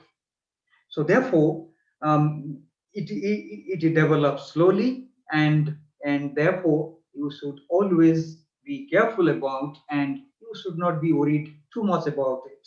So maybe initial drafts, there you will find some difficulties. Subsequently, in the second draft, you will improve. Then subsequent drafts, further you will see improvement. So this is the way that you will navigate, or you will gradually transform your writing style. So then it is also equally important that your arguments or your paragraphs that you are writing, your subsections that you are creating, they are well knit. In other words, they are related to each other. That one subsequent paragraphs should emerge from the earlier paragraph, so that you get a sense of continuity. You see that it is well knit like a fabric, so it is not disjointed. So that care that comes through experience. The more you write, the more you publish, that all these things you will gradually learn more about that. So then you also have to identify, when you are writing a research paper, you must have to identify the key sections or key paragraphs that will determine the quality of your research write-up. So therefore, accordingly, you had to devote your time and find out what is that section where your novelty or new ideas which is coming up into that particular research write-up. Then you also have to have the coherence. That is more important. That is, all these things that I am talking about can also be applicable to natural sciences, but natural sciences has their own, it is basically the experimental oriented research. So in social science research, while we give more emphasis to know that conceptual framework, then analytical aspects of the understanding of the issue, the natural sciences, they are mostly the result oriented, and therefore they present their results. So nevertheless, these are the basic ways that are applicable to disciplines, whether it is social science discipline, natural science, or the business stream. These are the basic things that are applicable across the disciplines. Coherence. When I was talking about the issue of coherence, a well-written research work should not leave the readers wondering. Your readers should not be confused. So therefore, write-up should always be reflective, logical, and creative. Reflective, logical, and creative. And these things that is possible that only when you get yourself engaged with the continuous practice of reading and writing. And then another important aspect that the researcher faces is that the confusion between style and substance. Some researchers, they write so nicely with analogy, with kinds of examples, with literary sense, that the write-up is so nice as far as style of writing is concerned. But when it comes to the substance, the particular write-up lacks in substance, lacks in content. So you must remember that both content or the substance as well as style are important. Perhaps the content or substance is more important. So therefore, even when we present certain things, while style of presentation is important, substance is also equally important. And that is also applicable in the context of writing. So you have to make a synthesis between these, the substance as well as the style of presentation, and that when you are able to manage systematically presenting your substance as well as the presenting it well, then it becomes very interesting, or it becomes a fruitful research work. Second challenge, first aspect that I talked about, the writing part, or aspects relating to the writing. Second part the researchers face is about the concepts and data. What are the difficulties, particularly the social science researchers? They find it difficult when they talk about the concepts, a specific concept or conceptual framework. What is a concept? Any kind of discipline will have their own set of jargons or set of professional language or disciplinary language that will be specific to that particular discipline. So when we talk about concepts, we must always remember that concepts should be communicable, but there is always difficulty in communicating the concepts. For example, I will give you an example. For example, various Western scholars, German scholars many concepts. They developed many sociological concepts that was in German. Say, for example, two concepts that Gemeinschaft and Gesellschaft, these two concepts, which was given by the Ferdinand Tönnies, a researcher or a social scientist, sociologist, who get these concepts in German form. So even today, the scholars, it was so difficult that to grasp that particular concept. Even today, the researchers across the world, they continue to use that original concepts, even though these concepts have been translated into English, but that translation will not suffice or will not satisfy the researchers. They keep on using that original concept. So the point, therefore, I am making is that efforts should always be made that the concepts are properly communicated. Second aspect when we talk about concepts is that there are concepts which give you different meanings in different frame of reference. One particular concept which can be used differently in different concepts, and that is why it creates confusion for the researchers. So researchers should be, for example, bureaucracy. Say, for example, bureaucracy is, when a researcher talking about the bureaucracy, whether he is talking about it is a hierarchical structure, or whether the researcher is talking about that it is a kind of formal kind of organization. So, or is it talking about in terms of red tapeism? So it depends which context it is in which context the particular concept is being used. So that is where the researcher must follow the process of reconceptualization. A process of reconceptualization helps you to look at that particular concept.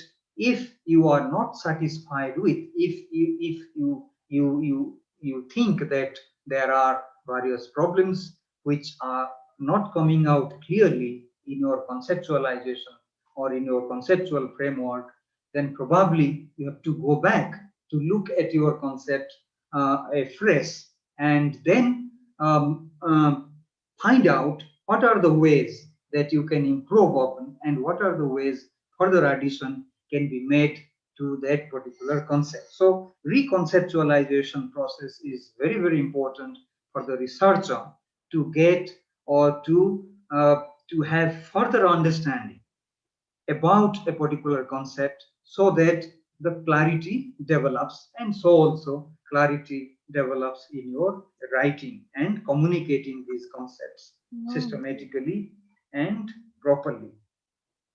Then with regard to the data, then how much, for example, that what should be the quantity of your data, how much data would be sufficient for you to analyze or to develop certain conclusions, and how you can use your statistics. Say, for example, many research scholars, what do? They don't have basic knowledge about the statistics, but they use statistics in their research. And so therefore, when this happens, it is not the use of statistics, it is the abuse of statistics. It is statistics is used in a wrong way.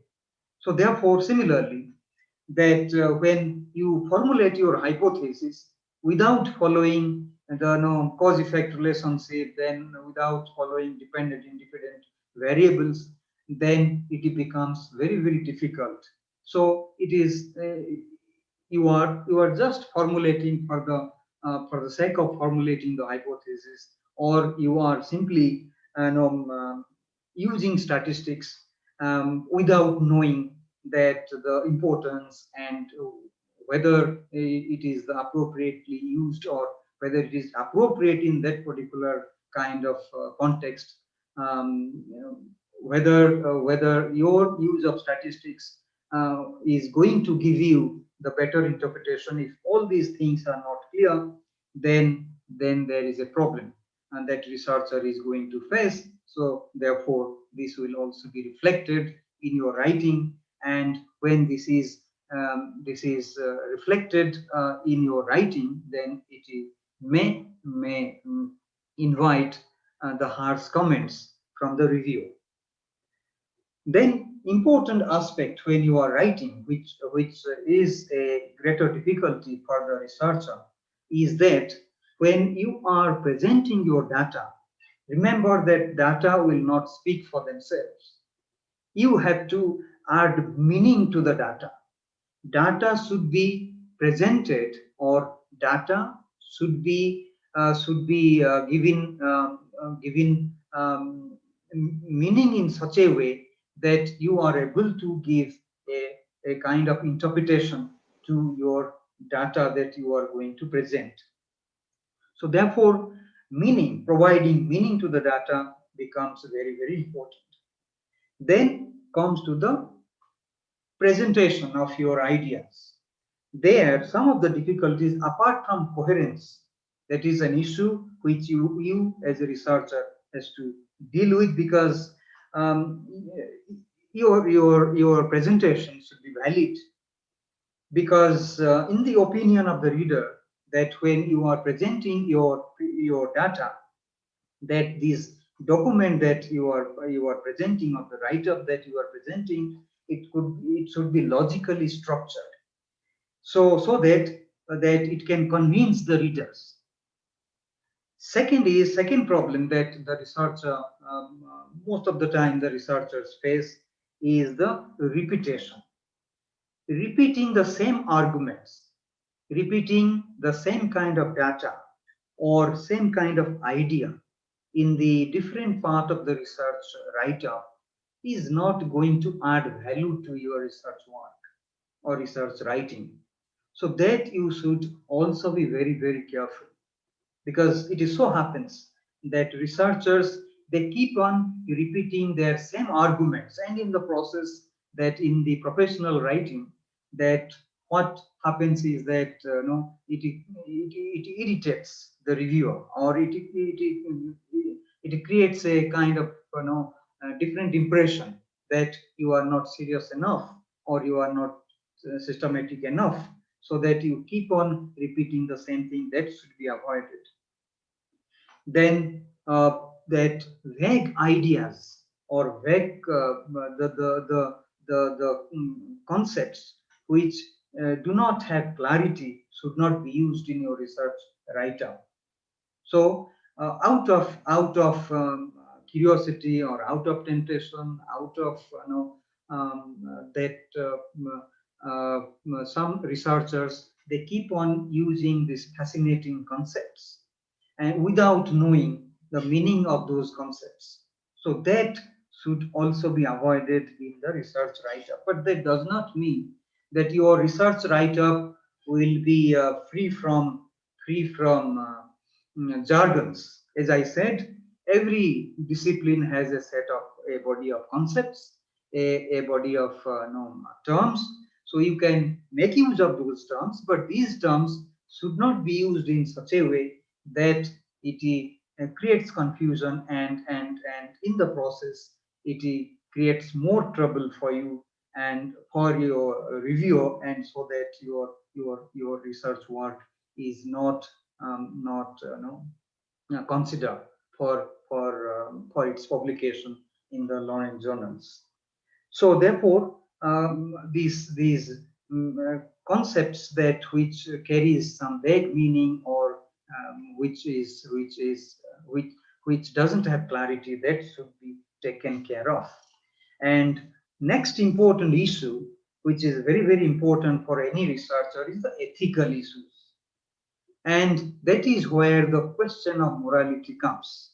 As a researcher, you have to ask yourself whether you are satisfied with your work, or whether you have honestly followed all these procedures, and whether you have collected data, if you have collected data from your respondents, whether you have obtained what we call the informed consent from the respondents, whether you have breached that ethical principles of anonymity and confidentiality. Remember, when you go to the field to collect data from the respondents, that you you are not supposed to, if the respondent is not ready to reveal his or her identity, you as a researcher should not, you should abide by this ethical principle, and you should not reveal the identity and confidentiality of the respondents. But sometimes some researchers, what do? They promise something to the respondents, and they come back, and when they present or prepare the report, they do not follow this ethical principle of these anonymity and confidentiality. Anonymity, confidentiality means that you and as a researcher and respondents, you maintain anonymity. Nobody knows the respondents, and nobody knows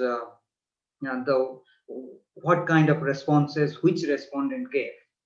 But when it comes to confidentiality, researcher might be knowing, but he or she is not supposed to reveal the identity of the respondents. But that is sometimes not followed, and which is ethically wrong. So that ethical principles must be followed in any kind of research. You might have seen that people say fictitious names have been used.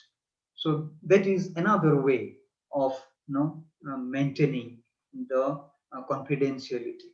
So you are, as a researcher, you are concerned about the data, not about the person per se, that from where you have collected the data. And then another important aspect that most of the time the researchers, what they do, sometimes they do it consciously also, that they present only the positive aspects of their result. Negative aspects or negative observations, they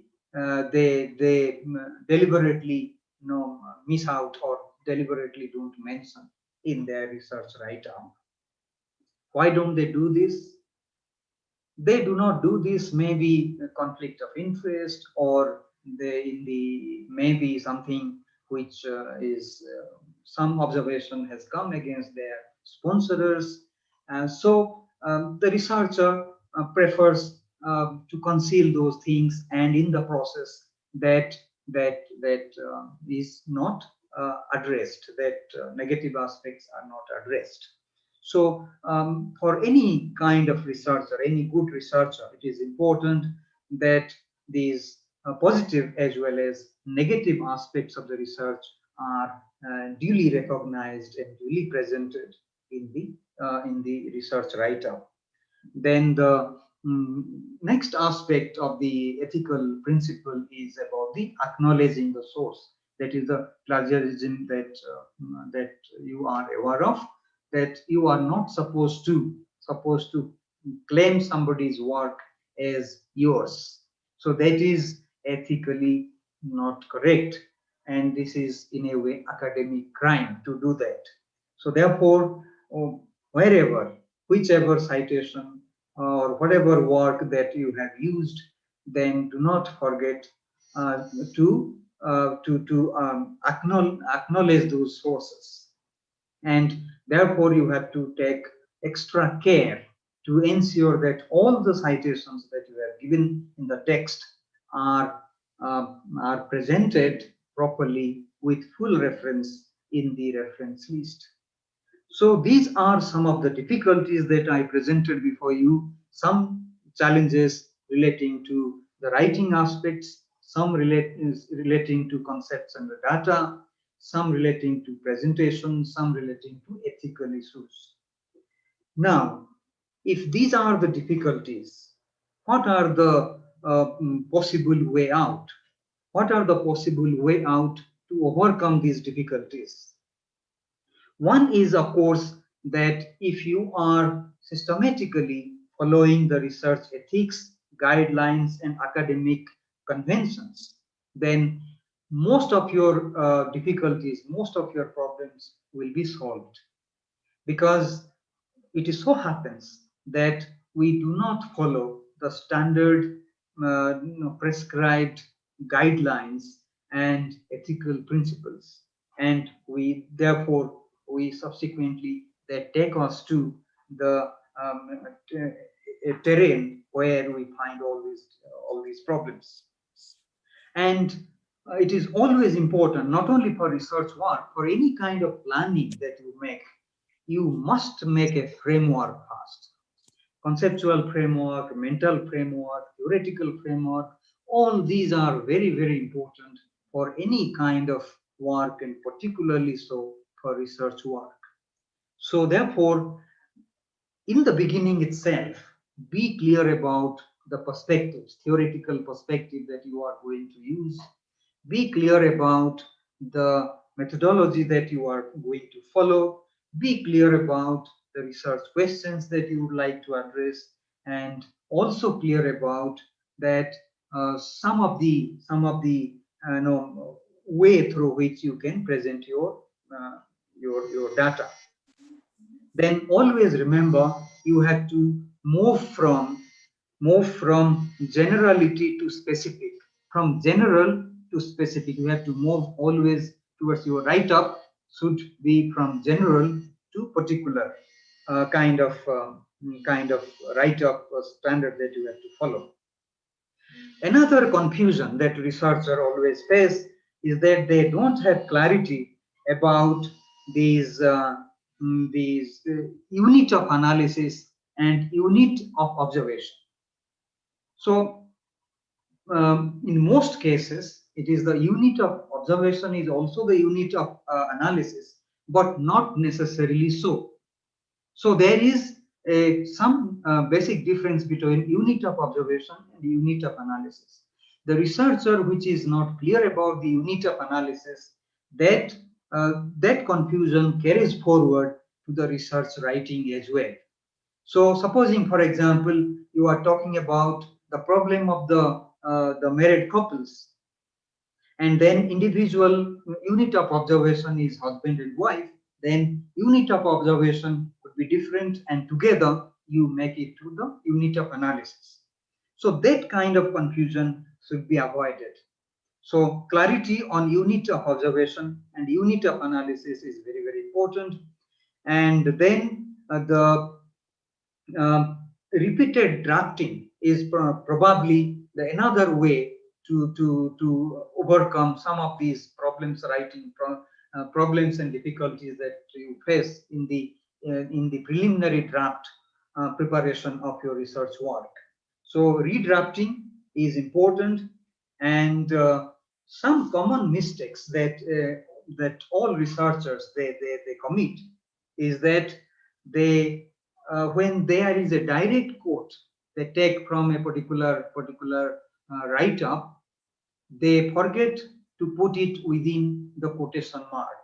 Remember, exact quote, if you are taking exact language, if you are taking from some source, then it is must that you put it within quotation mark. Some people they borrow it, they don't put it in Italian, put it in quotation mark.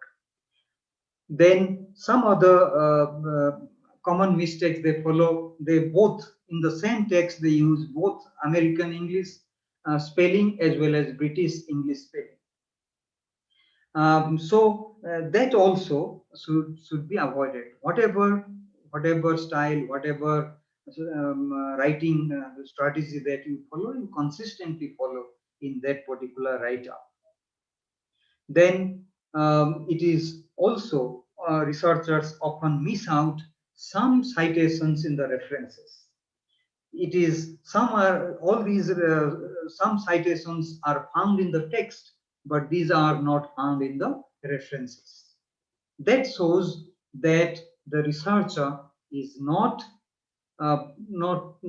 serious enough, or has not gone through this other kind of has not systematically gone through the entire list of citation and references. So that has to be taken care of. Then finally, in a research paper or research write-up, language should be concise, formal, and expressive. These are the way that one should try to write. That as much as possible, the researcher should try to write in such a language that it makes complex things simple. Don't make simple things complex. Okay, always write in such a way that even the complex issues that you are writing, these are presented in a simpler form. And that is possible when you write in simple language, concise language. Then you are not bringing in too much concepts which you are not clear about. So simple way of writing, perhaps the best way to overcome most of the problems that you face in the writing of the research papers. Thank you.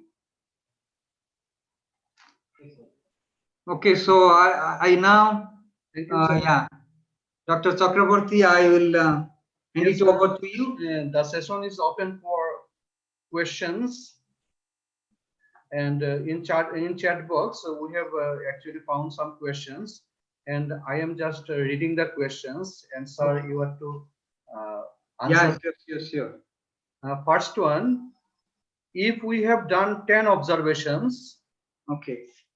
let us say curriculum transaction, and later after data collection, I found that from these 10 observations, 5 other themes are coming out on which I can write paper.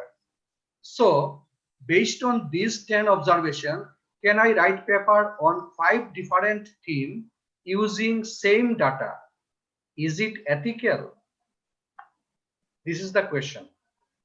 No, the question is not clear to me, but what I understand is that if you have different set of data that you have collected from the 10 observations, then why not? That is the data that you have collected. Why is it, where is the ethical issues involved in that? The data you have collected from the observation, and these data could be of different forms which you earlier were not included maybe in your objectives. But if these data are found and you feel that these data can be used to develop further different papers, then you can always do it. So different observations can also be used to develop different themes, even though it was not there in the earlier conception of things. Okay, sir. Then the next question is there any difference in writing papers on social science and natural science? Yeah, of course, there will be difference. Each discipline has its own way of looking at things. But as I understand is that social science, basically, it is based on ideas, based on concepts. So we make use of data, and using those data, empirical data, then we interpret it, we analyze it. And natural sciences, basically, it is experiment-based studies. So therefore, they present the results. So therefore, in social sciences, we mostly deal with analysis, interpretation of data, and whereas in natural science they go about with the presenting the results that they get it from the experiments. Okay, thank you, sir. Then we have two more questions. Next one: are there any guidelines to be followed while deciding the keywords of our research? Many a times while choosing the keywords, we do not pay that much attention. Would you like to say something about it? Yeah, that's Okay, sir. In other words, actually, the same participant actually wrote, in other words, are there any challenges we may face while find the proper keywords for our research article or research paper? Yeah, keywords are always important. And see, in social science, there is content analysis. There is something called content analysis, and we do content analysis by finding out how many times that particular term or concept mentioned in that particular text. So therefore, keywords, when you are identifying the keywords, these keywords that should be reflected in such a way in your write-up. That is why I said your write-up should also be reflective, in the sense that all these concepts, keywords that you are putting in your abstract, that should also be there in the text, and these are used in such a way that these keywords are spread out and evenly spread in your research write-up, so that when you select that particular word, that justifies that should qualify as a concept or keyword. So therefore, it depends. It depends in your write-up that what is the term that is much more significant for you, which can be kept as a keyword. So as a researcher, you have to take a decision on that. As I said, research is a process where in every stage you have to take conscious, justifiable decision. Okay, sir. The last question: how big should my sample size be? Want to know about the size of sample, its calculation. Yeah, these two important things should be kept in mind while you are selecting the sample. Big sample size not necessarily is going to give you the best results. Sample should be representative. So it all depends on your population. If your population is heterogeneous, say for example, even a big sample size may not give you the appropriate results. So you should try to make your population homogeneous first. For example, if your sample size is too heterogeneous, then probably no stratified sampling technique would be a better option, so that you try to stratify it and make each strata a homogeneous group. Once you make it a homogeneous group, then you will be in a position to select the specific sample from each group. So therefore, representativeness is very, very important for selecting the sample size. So sample size depends, of course, if your sample size is bigger, then you can rely on your results. But more than that, what is more important is the representative sample. And representative sample can be ensured when you select the appropriate sampling design or sampling technique. So depending on that, depending on the problem of the study and the population that from where you are selecting the sample, that is more important. Okay, sir. Thank you, sir. Actually, in chat box, there are some other questions, but these questions will actually relate some other topics, and these topics will be actually taken later on. That's why I request the participant to keep these questions with them, and when the resource person of that particular topics will talk, they will try to clarify this matter from them. So here is actually the end of this particular session. And before the end, I, on behalf of the organizing committee, offer my gratitude to you, sir, for enlightening us with an organized talk on challenges in research writing and ways to overcome them. And another thing is that, sir, from chat box, it is visible that participants have enjoyed your talk and they are very much interested to get a write-up of your informative talk. So I, on behalf of the organizing committee, request you to send us a write-up of your talk so that we can share the same to our esteemed participants. Thank you so much Thank you, sir. for giving me this opportunity. I thank all the participants as well as the organizers for a wonderful session. Okay, thank you, sir. So we'll close it. Okay, sir. Okay, sir. Now, for participants, there is an announcement, and this will be actually shared to you by our coordinator, Dr. Gulab Chandra Nandi. So, over to Gulab Nandi. Thanks. Thank you, Chakraborty sir.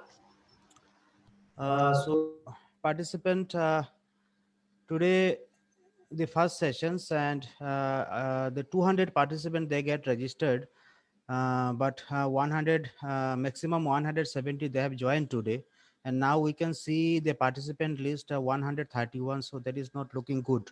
So on organizing side, we have a request.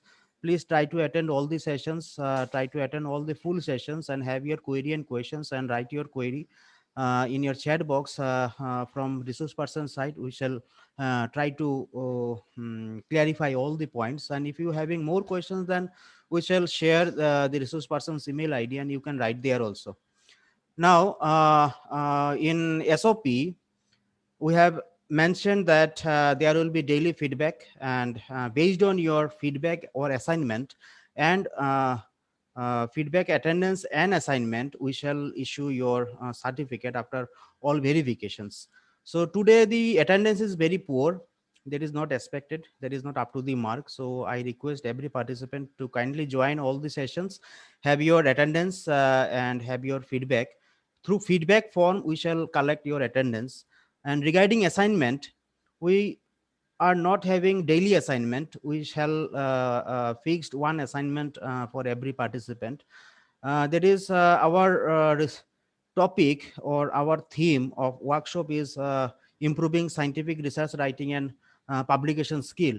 So when you are going through all the sessions after the end of the session, that is after the end of this 1 week, now you will be able to write a research paper, or you are you will be in a situation that you are in an upgraded situation that you can write your research paper in a better form, that you will be more smarter, you will be more well acquainted with all the tools and techniques of research paper writing and publication. So we have decided that the participant should prepare one research paper, and that will be submitted, and that will be your assignment. So on 18th of October, we are having our last day of 7 days program. And right from 18th October, 10 days we are giving to all the participants. Within these 10 days, you have to write one research paper by following all the tools and techniques, by following all the research ethics, plagiarism tools, and all other skills that you will be learning in the coming days. So using all these material skills, you are to prepare one research paper, and that research paper will that will be considered and it will be scrutinized by our referral team. That is, we are having one journal that is published by Research and Publication Cell, SS College. From last 10 years, we are getting that publication, and that is also peer-reviewed journal. So the selected paper, good research paper, we will select, and that will be published in our research journal, that is Pursuits. So from your assignment side, you have to prepare one research paper, good research paper, and based on that, your assignment, and based on your attendance or feedback, we shall issue your e-certificate. So for today. Sir, what about the word limit? Pardon, please? Word limit for the paper and topic for the paper? That's depend on participant. Actually, in science, they are having very limited wording or sentences or page limits. But in social sciences, we are or literature or humanities, some page limits that is more than the social natural sciences paper. So it based on the topic, it based on your discipline, covering all the methodologies of writing research paper, how many pages you may take, maximum 1000 to 1500. That is maximum word limit 1000 to 1500. So within that limit, you try to have one abstract, and along with your abstract, you try to prepare one research paper. That is the only assignment, and we believe that because it is a workshop, so hands-on training should be there. So after learning all these skills, if you are able to prepare a good research paper, then from organizing side, we will be having some utility that our endeavor, our effort, that is having some meaning. So from your side, we need your cooperation, we need your support. So try to have your attendance, full attendance for all the sessions, and try to prepare one research paper. Based on all this, we shall issue your certificate. No more Sir, time is are there? this, Excuse me, sir. Yeah. is this journal included in the UGC care list? Really? We are trying to get enlist under UGC care list. We are trying to follow all the protocols. We have considered, or we have sent this proposal or to the screening committee, but we don't know whether the paper or the journal will be considered or it will be enlisted under UGC care list. But we are trying to maintaining all the protocols that is maintained by UGC care team. So we are trying our best to enlist that our journal under care list. So, but there is a peer reviewed journal. Sir. Sir. Yeah, please. Sir, my subject is in geology science. Yeah. Okay. So for writing a paper, we need some data. Okay. Within these few days, how can we prepare, or how can we write the papers? We need data. Based on secondary source, you can prepare one paper. Can we take sources you may apply? Can we take data from our thesis, sir? Yeah, from thesis you can take, but you take into note one thing, that plagiarism ethics that should be avoided. Sir, hello, sir. Yeah. Sir, could you repeat the name of the journal and others do's and don'ts, please, sir?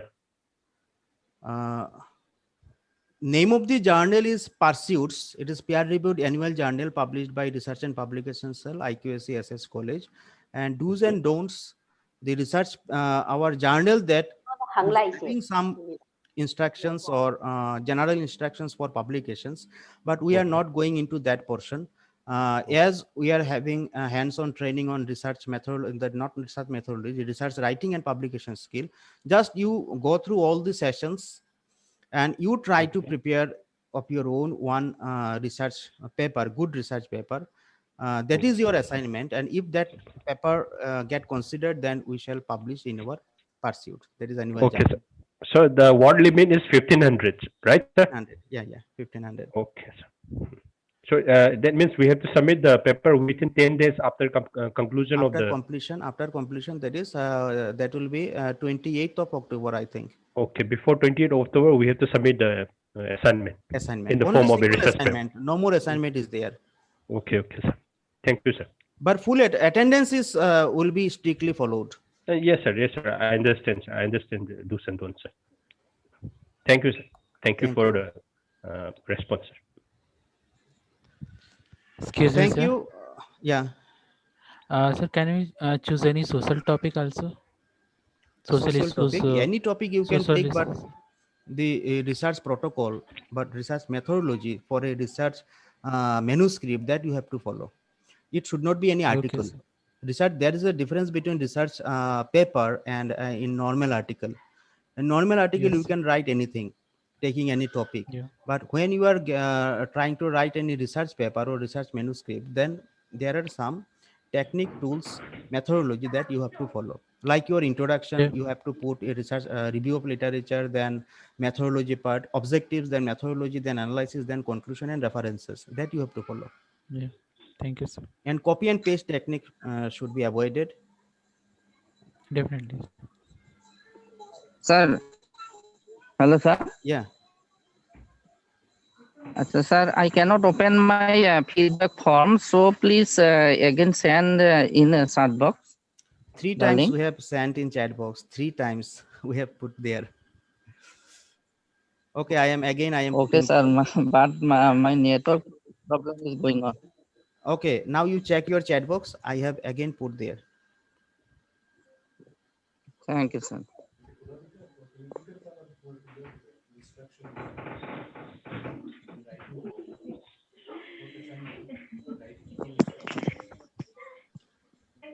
Any more query?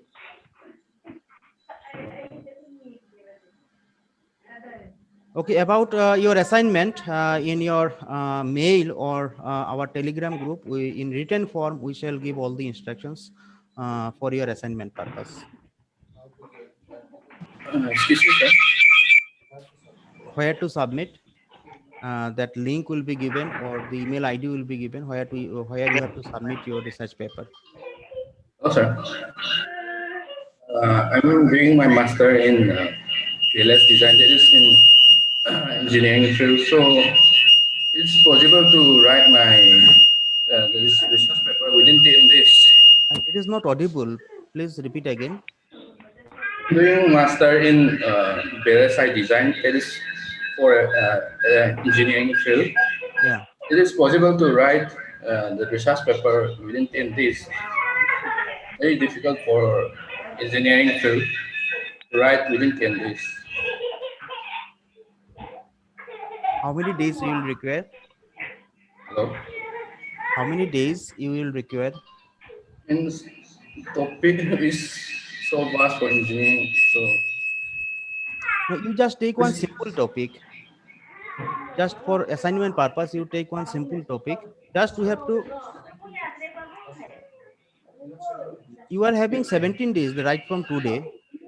Today is 12th of October, and you have to submit on 28th of October. So within 17 days, you can prepare a good research paper. You can take one easy topic on which you are having materials or your data, and based on that, you can prepare a good paper. 70 days is enough, no? yeah, but for engineering, it usually takes to write 6 months for a good research paper. But for assignment purpose, you can prepare one research manuscript or research paper, and that you have to submit. You try to complete within 17 days.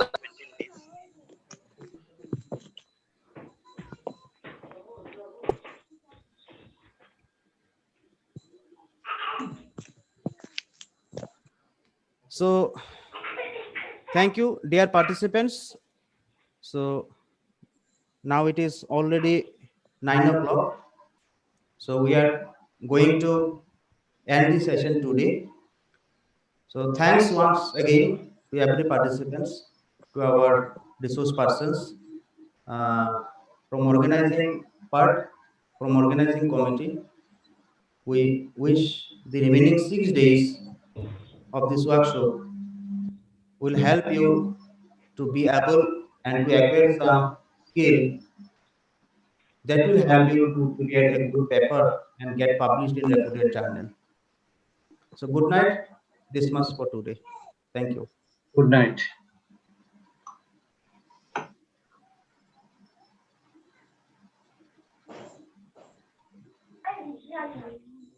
And Mariana, which are the rest of the world. Can you hear me again? I Do you want to talk louder?